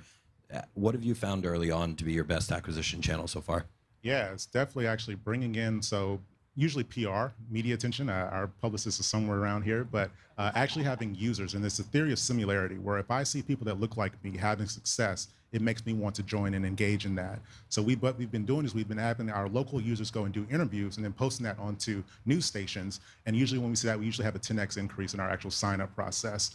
And then outside of that, we're partnering with one of the largest lead generation companies in the country. And like I mentioned, they have about a 30 million database, or 30 million users within their database that we'll utilize to market to. They have about 137 platforms, so we're basically just going to put our options, embed our options into theirs to drive traffic to our platform as well. How many users do you have, and what were your 2021 revenues? Yeah, so we're at 28,000 users right now. We actually shut the platform, so we're actually a little bit unique, that we actually built based on the consumers, where we open up the public beta, consumers will come in, test, they'll give us feedback, we'll spend a month basically reiterating, and then build and release again. And we actually made $90,000 in 2 months, and then we shut the platform down. And that was really for us to really gain greater traction with the government agencies in terms of Reg B is really our biggest concern. You know, when does that trigger the start or the time frame for that application, because we're collecting all the documents that are necessary for a 1003. So we were able to get government support, and we expect to join a program for Freddie Mac in Q1 this year. State licensing, Oh, give him a mic. There we your go. state licensing, you talking about which state or all states? So we're going to be nationwide. We've already pretty much applied to all the states now. Because of COVID, most of the state licensing organizations are a little bit slower. But because we're partnering, the group that we're talking about is Suited Connector. Since we're partnering with them, we're basically just going to go under their state licenses until we get our own NMLS license ourselves. But we are licensed right now in Florida, North Carolina, and Illinois on our own already. Can you talk about yourself? Oh, Tell yes. us what is your founder market fit? I'm a 5-town founder. I've successfully sold 4 other companies. I was actually a digital marketing agency. I actually owned one for about 9 years. I did the digital strategy for Obama and the DNC in 2012. And then I went on to lead the global digital strategy group for Marketo out of San Francisco for about 2.5 years. And then my co-founder is actually a former mortgage underwriter for Wells Fargo. 20 seconds. We got any lightning rounds here? We are in Tampa. Well, thank you everyone for having me. All right. Thank you, judges. Nice job.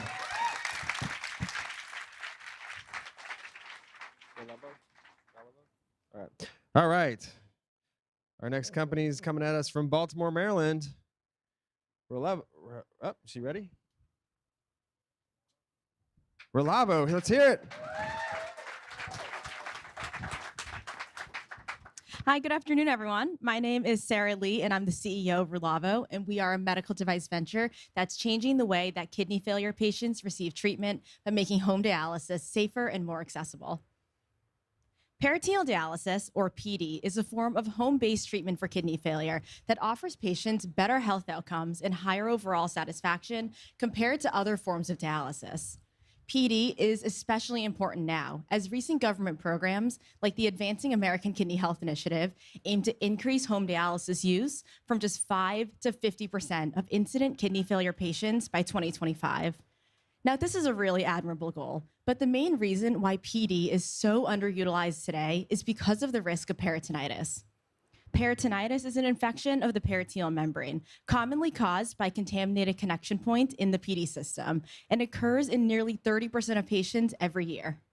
Existing efforts to prevent peritonitis, which are based solely on education and patient vigilance, just aren't working. And this risk of infection is the primary reason why patients and clinicians just don't feel safe on PD. So to address this, we developed the Peritonex, a self-disinfecting connection device that minimizes the risk of peritonitis. Rather than connecting dialysis tubes directly, patients will instead connect them to our device, which internally disinfects the tube ends with an antimicrobial solution. This Class 2 de novo 510K product disinfects after connections have been made and maintains a closed system throughout treatment, which eliminates the risk of secondary exposure to microbes and reduces the reliance on patients to be highly vigilant of contamination events. To date, we've developed a working prototype whose disinfection efficacy has been validated both on the benchtop and in animal models, and has demonstrated an ability to exceed industry standards for catheter disinfection. We've also raised nearly $1 million in non-dilutive funding, obtained full ownership of our intellectual property, and interacted with FDA to de-risk our regulatory pathway. With the Peritonex, we'll provide current PD patients with higher quality care and allow more other kidney failure patients to experience the benefits of home treatment. With this, dialysis clinics will have the tools to safely meet these government goals. Following the existing PD supply chain, we'll sell to dialysis clinics who purchase supplies on behalf of patients using a monthly subscription model. Kidney failure is a huge problem worldwide that's growing at an increasing rate. With the new national attention on home dialysis, we estimate our US market to be north of $1.2 billion annually. The Peritonex can also be easily adapted to other catheter infection or home therapy markets, including urinary tract infections or home chemotherapy. We are a female-founded team of biomedical engineers from Johns Hopkins University, and we bring experience from leading engineering design teams, working at top medtech companies, and as research fellows with the NSF. We're also supported by a fantastic team of mentors and advisors who bring decades of experience in the medical device space. We're currently raising a seed round of $2 million in preferred equity to complete product development and testing towards FDA submission by mid-2023. And following the completion of these milestones, we'll conduct a clinical trial that will evaluate the impact of our device's use on infection rates while pending with the FDA. This clinical data will be used to inform early sales to dialysis providers after receiving market clearance. And in parallel with early sales, we'll continue collecting post-market data to be used in a subsequent 510K request to FDA to expand our product's claims around infection prevention. We expect exit opportunities via acquisition by dialysis supplies manufacturers after either initial FDA market clearance or following the expansion of claims and initial commercial traction. So in closing, we are Relavo, and we invite you to join us as we reduce the burden of kidney failure and provide patients with safer treatment. Thank you. All right. Great job. Congrats. First question. Y'all are so inspiring. Can you talk a little bit more, assuming you end up going down the path of commercialization on your own, tell us a little bit more about how you envision that unfolding, what some of the specifics there would look like. Yeah, so in the dialysis space, the market is a little bit unique compared to other medical devices in that all patients are covered by Medicare. So we won't really have to actively seek out a new reimbursement code or reimbursement pathway, which really makes the process of commercialization easier. And dialysis is a pretty consolidated industry. So the way these sales would happen is either we would work with distributors and make sales at the corporate level to one of the large dialysis providers like a DaVita or a Fresenius. And then once we're on their corporate approved products list, it could be rolled out to all of their dialysis clinics, and patients would see no out-of-pocket costs associated. What is the control infection rate versus the infection rate with use of your product? And if somebody is, infected, what are sort of the costs of that, right? Is it like just take an antibiotic and you're better, or, Yeah, so right now, about 30% of peritoneal dialysis patients get infected every year. And with our device, we're specifically preventing infection caused by tubing contamination, which accounts for about 75% of those infection episodes. So in our preliminary animal studies so far, we have shown that in the experimental group of pigs with our product, we were able to prevent systemic infection in 100% of those animals there. But in the clinical case, when patients get infected, if it's a mild to moderate case, they have to pause peritoneal peritoneal dialysis, go to the clinic, have their catheter extension replaced, which is an outpatient clinic procedure, and then receive antibiotics. In a more serious case, patients are typically hospitalized for 7 to 10 days, at which time they cannot be receiving peritoneal dialysis, have to receive some other emergency forms of treatment. And in extremely severe cases that cause too much peritoneal scarring, or clinicians are concerned that patients can't maintain the aseptic technique needed to safely receive home treatment, they're actually forced off home dialysis and then have to go to in-center treatment, which takes about 15 to 20 hours each week. Can you share the unit economics, just high level, on that $150 a month subscription? Mm-hmm. Yeah, so that $150 per month, that's our estimated price point now, and that's primarily driven by by a monthly use cost of our durable electronic injector and then disposable units that patients will use, one for each connection site. So right now we're looking at prices of about $150 per month for the injector, or $150 flat for the injector itself, since patients will use that for 1 to 2 years, and then about 40 cents per unit on the disposables. Who are you guys looking for? The patient, insurance company, who is going to purchase these necessary, from the equipment to the post-treatment, et cetera, even the subscription? Yeah, so these would be purchased by the large dialysis providers like a DaVita or a Fresenius. So they purchase all supplies on behalf of patients. The manufacturer would ship those units to patient homes for use, and Medicare would then reimburse the dialysis clinics and providers for those expenses. All right, that's it. That's time for this startup. Relavo, thanks so much. Appreciate it. Thank you for your time. Great questions. All right. That is number 3 out of 5. So I think we're almost halfway done. I'm not good at math, but I'm pretty sure. Next up, so we've got Scout from Virginia, Alexandria, Virginia. Is that correct? I think so. Okay, Yeah. perfect. Excellent. Let's hear it. Let's hear it for Scout. All right. Appreciate it. Thank you. I should have brought a guitar, and I should have also learned how to play guitar. So my name is Eric Ingram. I am the co-founder and CEO of Scout, and we're developing next generation space sensing technology. So space, the one up there, not the one you're in right now, is very crowded. And over the next decade, the number of spacecraft or satellites in orbit is expected to go up 40x. We will launch more satellites in the next few years than the previous entirety of human existence. The way we currently track spacecraft is via ground Earth-based radars and telescopes.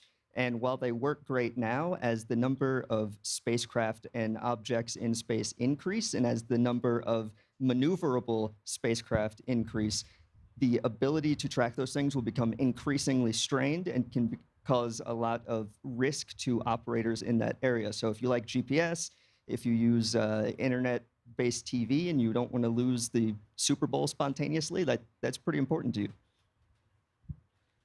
So what we are doing is developing in-space vision systems to de-risk all of these operations. So our first product is called Scout Vision.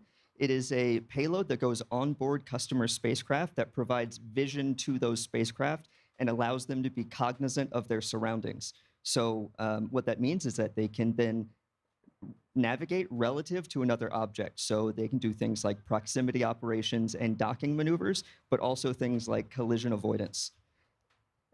And we use a proprietary computer vision, machine learning, and guidance and navigation and control software stack to essentially add layers of autonomy and intelligence to spacecraft. We then intend to take those same spacecraft subsystems that we've developed and put them into our own spacecraft to use them as third-person perspective observers of things in space. So you can think of them like the traffic cameras of space. We intend to do orbit-wide observation of all of low Earth orbit so that we can provide continuous coverage of orbit. So the current way of tracking things by ground becomes an obsolete concept. And we have incredibly increased information about what's going on in space and what everybody's doing and if they're doing things they shouldn't be doing. So where we are right now is we are a very efficient and capable team. We launched our first payload to space last June. We went from a computer drawing to flown flight hardware in less than 9 months with only 2 full-time people. In the space industry, that is like clinically psychotic statistics. We are a 2021 Techstars alumnus of their Space Accelerator Program and a 2020 Mass Challenge Gold winner. We've raised about $1.25 million over 2 small rounds in investment and brought in about $200,000 in non-dilutive funding. This past December was really good to us. We signed our first customer contract with a company called Momentous to fly 2 of our systems on their spacecraft later this year, and we received our first DoD Phase 1 contract. Did I mention everything?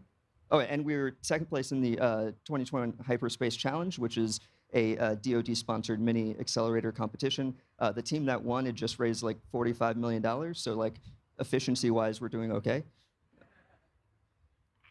My background is very dynamic in the space industry, done everything from engineering to regulatory work to like, I don't know, space janitorial work, like I don't know, everything.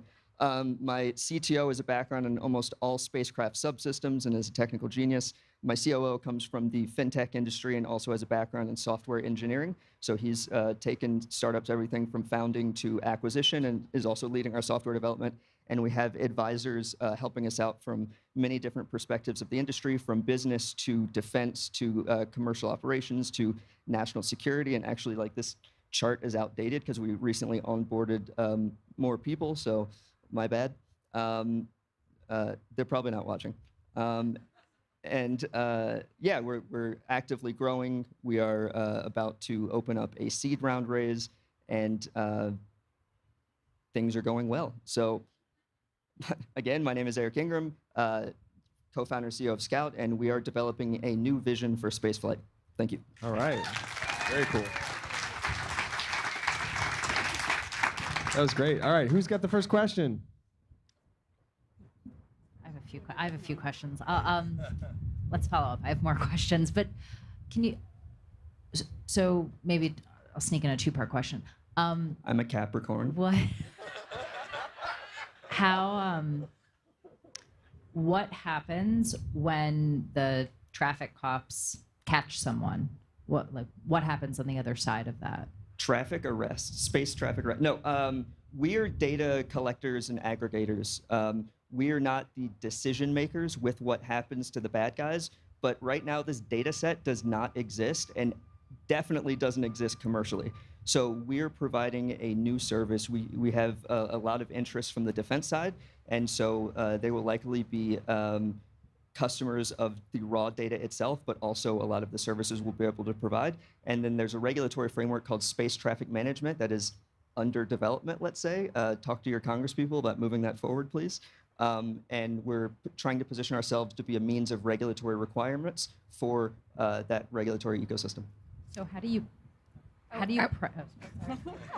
What was part 2? Was really curious as to if you can just sort of describe in detail the specific IP, because I would assume that spacecraft already have cameras and, you know, other sort of navigational tools. So what is it about this that's truly unique and more efficient?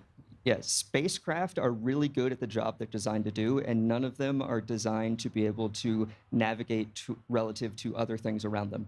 So, I mean, just rough estimate, 99.9% of spacecraft do not have this capability on board today. We're like a 90-10 split between software and hardware. Most of our IP is on the software side.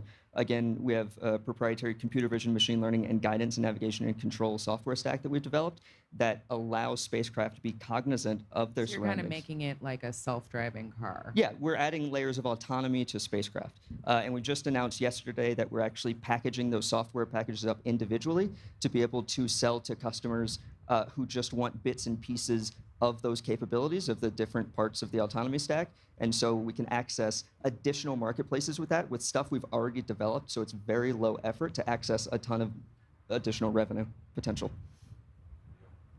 So who are your clients? Just United States or other countries? Friendly countries. So So allies. Yeah. Our initial beachhead market is with the satellite servicing sector because their primary mission is either repairing, moving, refueling other spacecraft. And so being able to navigate and dock with their customers is really important to them making money. And we're like a fundamental step to allow them to enhance that capability. So we've gotten a lot of interest from them. Additionally, I mentioned there's defense interest for several reasons of what we're developing. and looking out to our space traffic management, space domain awareness mass market product, that's when you get into servicing users of the space commons, so people utilizing low Earth orbit, hypothetically your SpaceX Starlinks if they were to pay for something, and then other users who want to ensure the safety of their spacecraft by knowing more accurately what's happening around their spacecraft, if there's any collision risks or anything like that. I commend you on your efficiency so far. Out of curiosity, how do you view your capital requirements over the next decade? We This are is the efficient? final question. Final Okay. question. Yeah. So short answer is as much capital as you want to give me. The longer answer is, so to get to an MVP of the space traffic management framework that I said, we're looking at about 30 million all in. We want to offset as much investment as possible with revenue, which is why we've developed our business to generate revenue with products we have developed now with different customer segments as we improve. But again, we're very efficient. I mean, with less than $500,000 invested, we got our first mission to space. We're going to do this even if we have to do it with duct tape. So we prefer to at least have very nice duct tape. Let's hope it's not duct tape. But thank you very much, Scout. Appreciate it. All right. Get him some expensive duct tape. That's what he needs. All right. So next up, we've got Target Arm. Last but not least, Target Arm is out of Connecticut. Let's hear a nice warm welcome. It's always hard to go first and last. Let's hear it.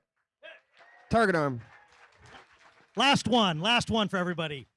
Okay, first of all, I'm Jeff McChesney. I'm the CEO and founder of Target Arm, and I'm going to present this vision of the future for you. A couple things. I'm a former F-15 combat fighter pilot and commander. Been an aeronautical engineer, been around a lot of this stuff before, and I'm a serial entrepreneur. And if you look at the bottom of that slide, Lesa, I'm a Techstars alumnus also from 2020 and the Air Force Accelerator. So thank you very much for your help. Definitely helped us along the way with Warren Katz doing that with us. Okay, so let's get started about what does it look like for the future. So let me take you back just a little bit in your time, take you back and say 25 years ago, how many of you took your digital world with you wherever you went? Nowhere. You got on an airplane, you read a magazine, you slept everywhere. And now today, every one of you has a cell phone. You take your digital world every single place you go. Okay, it's now part of society. And society is getting more and more mobile every single year. Why isn't our physical world able to connect to us while we're in transit as well? And the answer is, it's very difficult to do aerodynamically until now, because we've solved that problem, and our device is called TULAR. TULAR enables the launch and recovery of both rotary and fixed-wing drones from any moving vehicle, plane, train, car, even that ship right there behind us, okay? And we do it autonomously. And the key to that is that we can already do it up at 65 miles per hour, and I'm going to 300 miles per hour even off of airplanes. Okay, so right now we're moving forward on it. I'll show you a short video right now of our current Air Force contract where it's on a trailer to move nuclear munitions. I hope. Did it? No, it missed it. Can you guys play that? Is this a PDF? I'll adapt with you if I can. Is it going to play? It's not going to play. Okay, you saw the video, a short video in the earlier portion where we can land and take off, and it comes in horizontally. I'm sorry you can't see it from the one that we're just showing right here. I'll adapt with you guys. But you can see it on the left-hand side here. That capability is that we enable the drone to be autonomous, fly itself in on a horizontal manner into the device, which is called TULAR, and those pins close down on it and actually capture it. And TULAR is a separate robot. It makes its own decisions, hands-free. The operator could be 1,000 miles away. It doesn't matter. Okay, because of this, we're dual use. We can be on anything that's moving, and we can change the size by adding pins or reducing the size of pins. So package delivery, which I'll talk about a little bit more in the top left quadrant, huge productivity improvements. The military obviously is very interested in this, and why? Is because their vision is they don't like to stop, get out of an armored vehicle to set up a drone and recover it and get shot in that process. They'd rather do it while they're moving forward and prosecuting an attack. The others are up there, first responders, oil and gas, across the board, anything that is in a windy condition or that you're moving, it's the same thing to TULAR. It's a huge market potential. We're looking at $22 billion market potential for just two markets, just in the United States. In package delivery, it's a $17 billion total market potential. And it's a $5 billion potential for the DoD. Many other use cases, as I talked about before. Our business model is a direct-to-sales model doing B2B and B2G.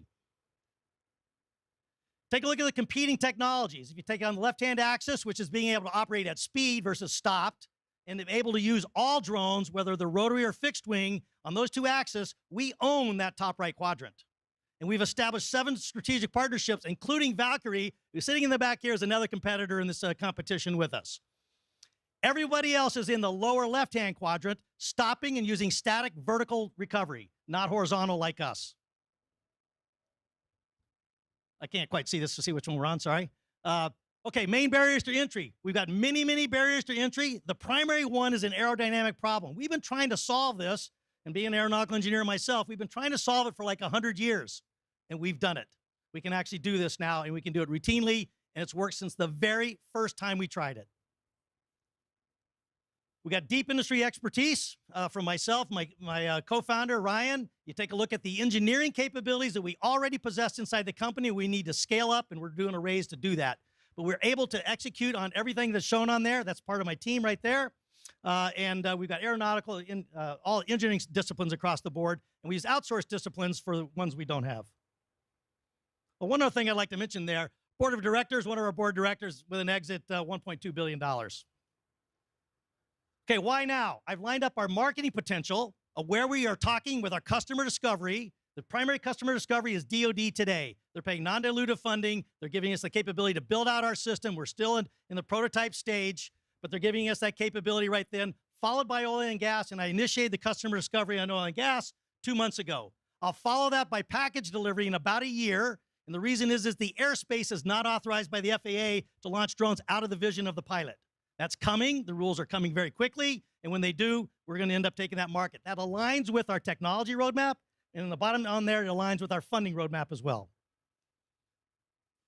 We've had 5 DoD contracts. We've had a contract with BAE Systems. Things are going extremely well, and we're currently working on an Air Force contract. We've had an outstanding 2021, over $1 million in revenue. Our earnings are over $400,000 for an EBITDA margin of over 41%. We're extremely cash efficient. I've got 25 months of cash already in the bank, forward capability. On top of that, we've got demonstrated team performance. I've talked to you about the sales model, demonstrated traction, and enormous dual use market potential. The last thing is that I'd like to take some questions for you, but one shout out to my venture capitalist in the back there, Stony Lonesome Group with Sean Drake. There you go. Sean has done 4 investments in us, and he's moved to Tampa. Wave your hands. Everyone will swarm him. There he is. Oh, he showed himself. All the startups just kind of swarm in there. No, he'll be okay. Thanks for coming. I appreciate it. And sorry about that video, Jeff. That great presentation. That's okay. I'm going to take, if you don't mind, I'm going to actually reenact the video for you just really quick. So if you can imagine, it's like you got these arms. It comes down and like catches it down like that. Think of Pac-Man. It's like a Pac-Man. Hopefully I gave it some, I don't know. No, that was pretty close. Yeah, it's exactly like that. I'll just put a slide up of Pac-Man next time. Perfect. Any questions you might have, I'd be happy to answer it. You, when you talked about the technical capabilities and the slide with the patents that you had on it, you referenced that there was, a big 100-year-long aeronautical challenge that you all have solved. Can you just say more about that? Yeah, so one of the problems, the idea has always been in the military, which is building an arsenal aircraft. So having either a dirigible or an aircraft flying, being able to carry a fighter or being able to launch people on and off of it. And they've tried it over and over and over again throughout history. Lots of danger, lots of bad crashes and fatalities as well. So that was the initiation of how I came up with the idea, actually through a DARPA request. And I filed the patent because of that. It came to me as soon as I read what the problem was, I said, this is exactly how I'd solve it. And I filed the patent the next day. Does that answer your question? I just want to make sure I did. Yeah, it does. Okay. Thank you. Any other questions? I can ask a follow-up question. Great. This is a damned if you do, damned if you don't question, but I noticed the 25 months of runway. Yep. So some might say, gosh, that's a lot of runway. Are there things you could maybe be doing a little bit more quickly, or how do you think about the velocity of the opportunity? So it's a great question and very germane, actually. So what I've done now is we've been working on the development side, getting us what's called technology readiness level 7 in the military, right at MVP in the commercial world. Is I've been getting that ready to go so I can hit the market with a really, really good product. we're scaling up right now. We're hiring as we speak. So it's to actually increase So that it'll be like velocity right 7 now. months. That's right. Yeah. So if I scale it up and I double it, then I got 12, right? Exactly. And can you share a little bit about the, this sort of business model over time? Is this a hardware model? Is it software? Is it subscription? Again, great question. Great question. So we started as a hardware model to demonstrate the functionality, right? So we get that working. We started laying on software. We started laying on more software. We started laying on vision capability, and we're wrapping around now a API and an SDK. We're building that as well. In addition to that is we also have additional revenue models where people, the OEMs that build drones, which are now becoming quite ubiquitous, need to come and certify on our platform for our users, and we're gathering all that data as well. So we have a full, I had 5 previous startups all in the software business as well. So Can you explain in your non-military commercial applications exactly how you're creating value for these companies, like an example, and what sort of the financial benefit it is to them? Sure. If I can take a quick second here, the slide that I had up there for the package delivery, I show 3x times to 9x. I talked to FedEx. They gave me some financials to work with, some ballpark financials. I ran a financial model. We looked at it that we can increase the productivity through that truck, and it's 8 hours a day, 3 times. Okay, driving down the price and total life of the truck, and the driver drove that price down, and we got a 3 times productivity. What we do, because it's autonomous, we enable now the driver to leave the truck, giving us 3 times more utility over 24 hours, giving us a 9x capability. That is a huge, huge step function jump for FedEx, UPS, and others in that world. All right, and we're at time. Thank you all very much. Thank you, Target Arm. All right, so go ahead. Go that way. Yep, there. Now, okay, so that was 5 companies. Let's hear it for the top 5 companies today. Everyone did such a great job. Round of applause for all the companies. We're going to take a break here in a second, but before we do, I want to thank our judges. Amazing job. Thank you for the questions and being here today. Don't go anywhere. We need you. We're going to need you here in a minute when we announce the winners and some other awards as well. So everyone stick around. We're taking a short break. We've got to start counting all the votes and tallying it all out. Jen over here to our right will actually take your scorecards from the judges here. So when you're ready to hand them on to Jen, she'll take those and we'll go tabulate them in the back room. And you all in the audience and even watching us at home, just stick around. We're going to try to do this as quickly as we can. I know in the schedule we said about 30 minutes. I don't know if it's going to take that long or not. They're not putting me in charge of the math. Someone else is going to take care of that for us, so that's good. And we'll all figure it out, and we'll be back here in a minute. But wanted to also thank you for being such great audience today and listening and cheering. And I know it's hard to do. And thank you, Sunshine, for being out today. It's beautiful. Look at this beautiful day. Finally here in Tampa. We'll be back shortly.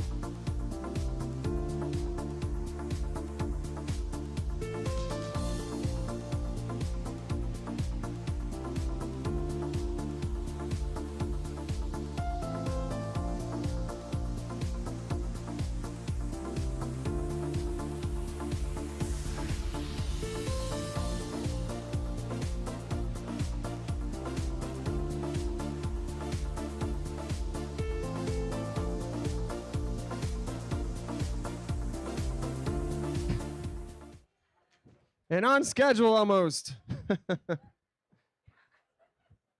All right, everyone grab a seat. We're going to be getting going here in a minute, the moment we've all been waiting for today. Just grab a seat. I know it's getting warm. They said it'd be sunny in Tampa, and they were right. After like 5 or 6 days, this is the warmest I've been. I almost broke a sweat over there. It's amazing. Felt Yeah, it's so beautiful good. out. And we'll go home to snow. Yeah, yeah. And for all those that have joined us along from the Norwegian Dawn, thanks for joining us today. We appreciate it. The whole crew here and everybody. I can see you all there, up there. Thank you for being here as well. All right. Give you a minute to get situated, round down your conversations. All right. So, what are we doing here, Jen? Oh my gosh, there's so much to do. You need more hands. We need more hands. Okay. So we want to start off with a few things. The first thing we're going to do is we're going to talk about some prizes. Lots of prizes. Yes. So, woo! forth. Let's give a round of applause to all the prize providers. There's a lot. So there's a mix of prizes. Some of them go to all 5, and some go just to our grand prize winner. I'm just going to run through a few of these things. They're all listed on the website. But first, we'd like to thank Carta. CDW, they're actually giving us a bunch of goodies like iPad Pros and mini homes and fun things like that for our winners. Cherry Beckert, Hutchinson PLC Legal Services, HubSpot for Startups, Hyde Park PR, Palea, $10,000 in coaching services like preventing burnout, really important for our startups. Republic, if you're looking at, doing some crowdfunding. Sticker Giant, because we all love stickers. We do. But one more thing I want to do is those are our prize providers. None of this would be possible without an incredible amount of support from the local business community. I mean, it's been an overwhelming amount of support, like nothing we've seen. So I want to just run through a few of those sponsors. I don't think we would have time to list them all, but we're going to start with ReliaQuest, our title sponsor, who just came out in full force to support this event. Pendo, Strategic Property Partners, Water Street, Tampa. I think we can look to this beautiful space, right, and think about them.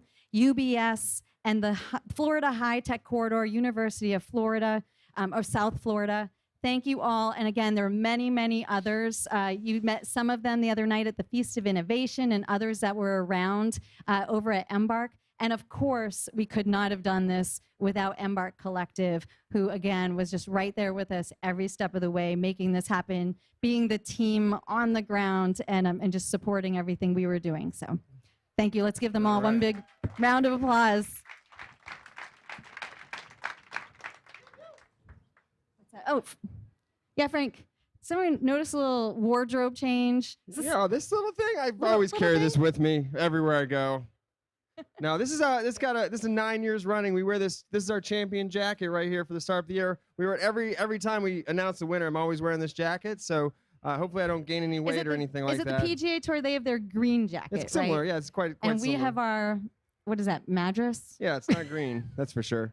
Pretty good at that colors. All right, so that's what we're doing today. That's why we're looking a little different. We also have some, and we're going to keep going here. Yes. We've also got investment as a potential investment here for the winner as well. So that's actually pretty exciting. We've been investing through basically through established ventures since 2016.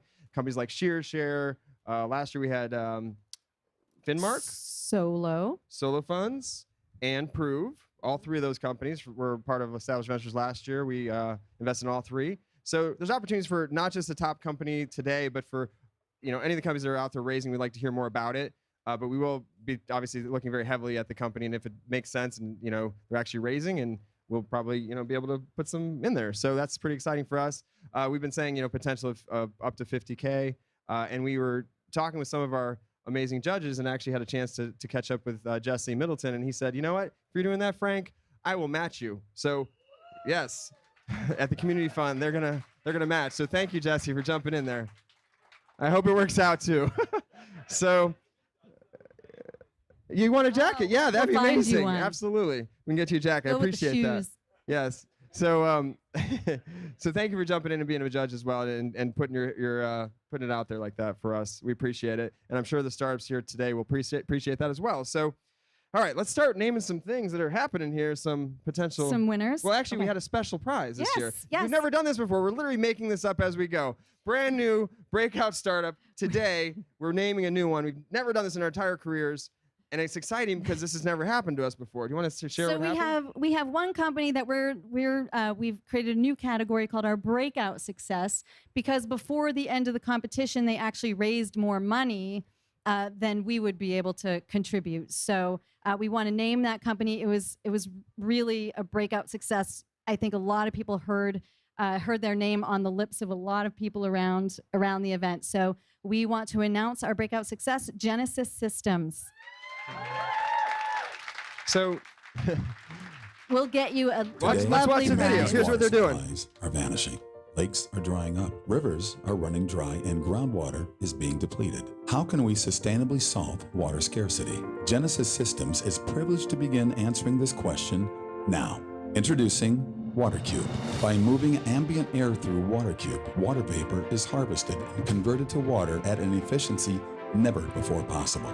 Delivering more than 1,000 gallons per day at 60% humidity and 80 degrees Fahrenheit, WaterCube produces fresh water where and when needed most. Designed with a love for humanity and 50 years equivalent engineering and scientific rigor, the WaterCube features durable construction that delivers performance for a 20-year design life. Genesis is on a quest to provide geographically unconstrained, low-cost fresh water anywhere on Earth. Welcome to the future of sustainable water.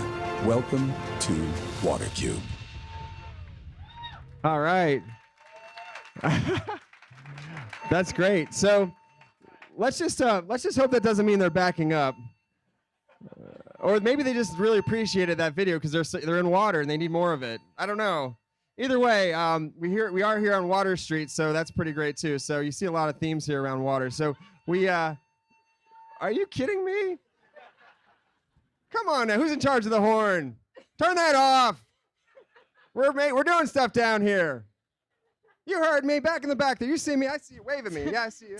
So this morning, the way I look at this is we can do all the planning we want, and then the chaos of humanity takes over, and I think they were cheering and then for the him. ship backs up. Yeah. Anyway, they got a good parking spot, I have to admit. Anyway, so normally there's water right here, just so you know. Okay, so let's keep going. We have more companies Yeah, to we do. announce. Yep. So every year we love to do something a little more wisdom of the crowds, and we call it our Online People's Choice Award. And this year it was sponsored by ReliaQuest, and we had multiple categories. So first I'm going to run through the winners of each category, and then our actual Online People's Choice Total Award winner.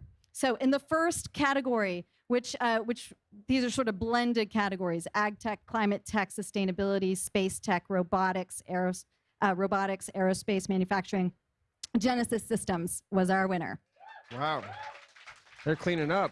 Yeah. Oh, and I should mention Genesis Systems, we will get you a trophy as well. It'll be like the one right here. This is just this is what it's going to look like, similar to this one over here behind us, but probably a little bigger, maybe a little bigger. I don't know. Anyway, they're breakouts, so it's you need more, put more in there. Right. All right, keep going. All right, next category: IoT, cybersecurity, data cloud, AR, VR. The winner is Mind VR. All right. Our third category: FinTech, InsurTech, Legal Tech, True State. All right. Next one: Health Tech, Biotech, Lifestyle and Wellness, Cope Notes. And finally, Social Impact, Culture, HR, Productivity, Real Estate Marketplaces, EdTech. Hello. Or Halo? Hello? Okay, and so our overall People's Choice winner You can come up here. Wait, hold on. You can come up You here. got the mic? I got the mic, and I got this mic, too. You get this special trophy. Ooh, that's nice. Our winner, and you can come on up when we call your name. Cope Notes. All right. Come on up. I see you back there. All right. As a suicide and abuse survivor, I know how complicated life can get. And that's why I wanted to keep Cope Notes as simple as possible. We'll text you once a day, but you never know when we'll reach out or what we'll say. And over time, this trains your brain to default to healthier thought patterns. We'll send you psychology facts, exercises, advice, encouragement, but none of that stuff is going to change your life. Only you can do that. We're just here to help. All right.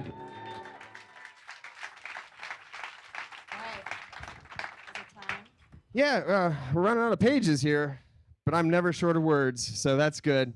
All right, Never. Next up, we're gonna get ready. This is the time. We're gonna be announcing our 9th annual Startup of the Year. Who's excited in the crowd here today? Been a And great I crowd. think we have someone special to help us. We always bring people, friends. We call it phone a friend. All right, so next up we've got Solo Funds, the team from Solo Funds. Come on up here. Travis Holloway and Rodney Williams, join us here, please, on stage for a second. Watch your step. Yeah, there's a little bit of steppage there. And basically, I just was going to ask you some questions real quick. So how's it going? I know we talked yesterday on stage with Lesa Mitchell, so we learned a lot more about what you're up to. But quickly here, we wanted to see how the company's been doing since last year's Startup of the Year, maybe high level for those that didn't watch and for those of you watching at home. And for me, I think it's just fun to see everyone squirm as we wait for the 9th annual winner to be announced. So you're literally standing between them and knowing this exciting prize. Definitely. So glad to have good news. The company, I think when we did Startup of the Year, we were coming off a year of doing 144,000 of revenue. Yeah. We did 7.5 in revenue last year. Wow. So incredible growth. Wow. The business. Hear that. Businesses continue to grow, roughly 20 to 30% month over month. And we're really excited about, 2022. We're launching neobanking services and really excited about what the future holds. That's great. All right, so do you know how the competition helped you in any way? Did it help anything? What was the biggest thing you took away, actually? Actually, I just lied. I just realized that we were coming off 1.4. I was thinking of a year before, 1.4 million of revenue. Now 7.5 million. Wow. But yeah, still significant growth. Significant. Okay. Any other thoughts you want to share before we announce the winner? You've been carrying this around this trophy. I assume you carry it everywhere you go. Oh, that's not true? It is yes. Partially true. We paid for an extra seat on the plane to get it here. Perfect. No, just I mean, I think all the companies that we saw were incredible. Mm-hmm. I think Rodney was actually saying that the companies that we saw and that we heard and that we spoke to around here were actually working on really, really great ideas. Yeah. So we're excited about the winner. Fantastic. All right, we're not going to keep you any longer, but you can stay up here. Jen, where are you at? Oh, she's over there. Okay. Okay. So, you guys a trophy. Yeah, you get to hold the trophy, which you're going to be the this is very active. Here we go. Very active role here. So, all right. So next up, we're going to announce the 2021 Startup of the Year. And we have a drum roll. Can we get a drum roll? 2021 Startup of the Year goes to Scout.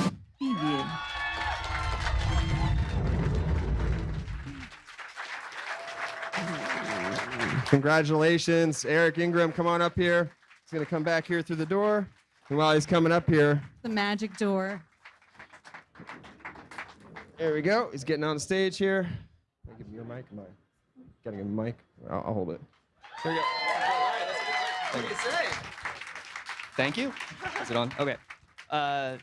Appreciate it. Thank you. Like I was mentioning to someone earlier, I actually hadn't planned on being super competitive in this, and so I actually had to skip a scheduled interview with a potential employee to do the pitch. So I hope they're understanding. we'll reschedule it. It's fine. Okay. It's fine. If they're watching, sorry. But no, this is great. I didn't expect it. Super appreciate it. Thank you for the judges and everybody. So. And you've got a lot of prizes and things we're going to send your way too, including potential investments. So we'll be talking about that too. So, sorry. I need to share the mic here. Sorry about that. So there's a lot of prizes you'll be getting, and as well as a potential investment from us, and as well as from the community fund, which is very exciting. So, and I think you might be the first time we've actually had a winner with blue hair. I love it. It's so great. I love it. Setting trends. Thank you so much for being here. Appreciate it. So there's the trophy. All right. So we're gonna take a quick photo, and for those of you in the crowd, thank you for joining us. Oh, I guess we're gonna do a quick photo. This is that awkward moment where we try to take a photo together while everyone's still watching. So hang with us for 1 second. I like to pretend I'm active in these photos. All right. Thank you. All right. So one thing we do have for everyone here, including the judges, you can join us on stage. We're going to be doing some celebratory things up here, celebratory things. For those of you in the crowd, I'm going to start losing pages here. Yeah. The next page? Just fling them. All right, just fling them. Actually, those are the pages I needed. Can I have yours? All right. So,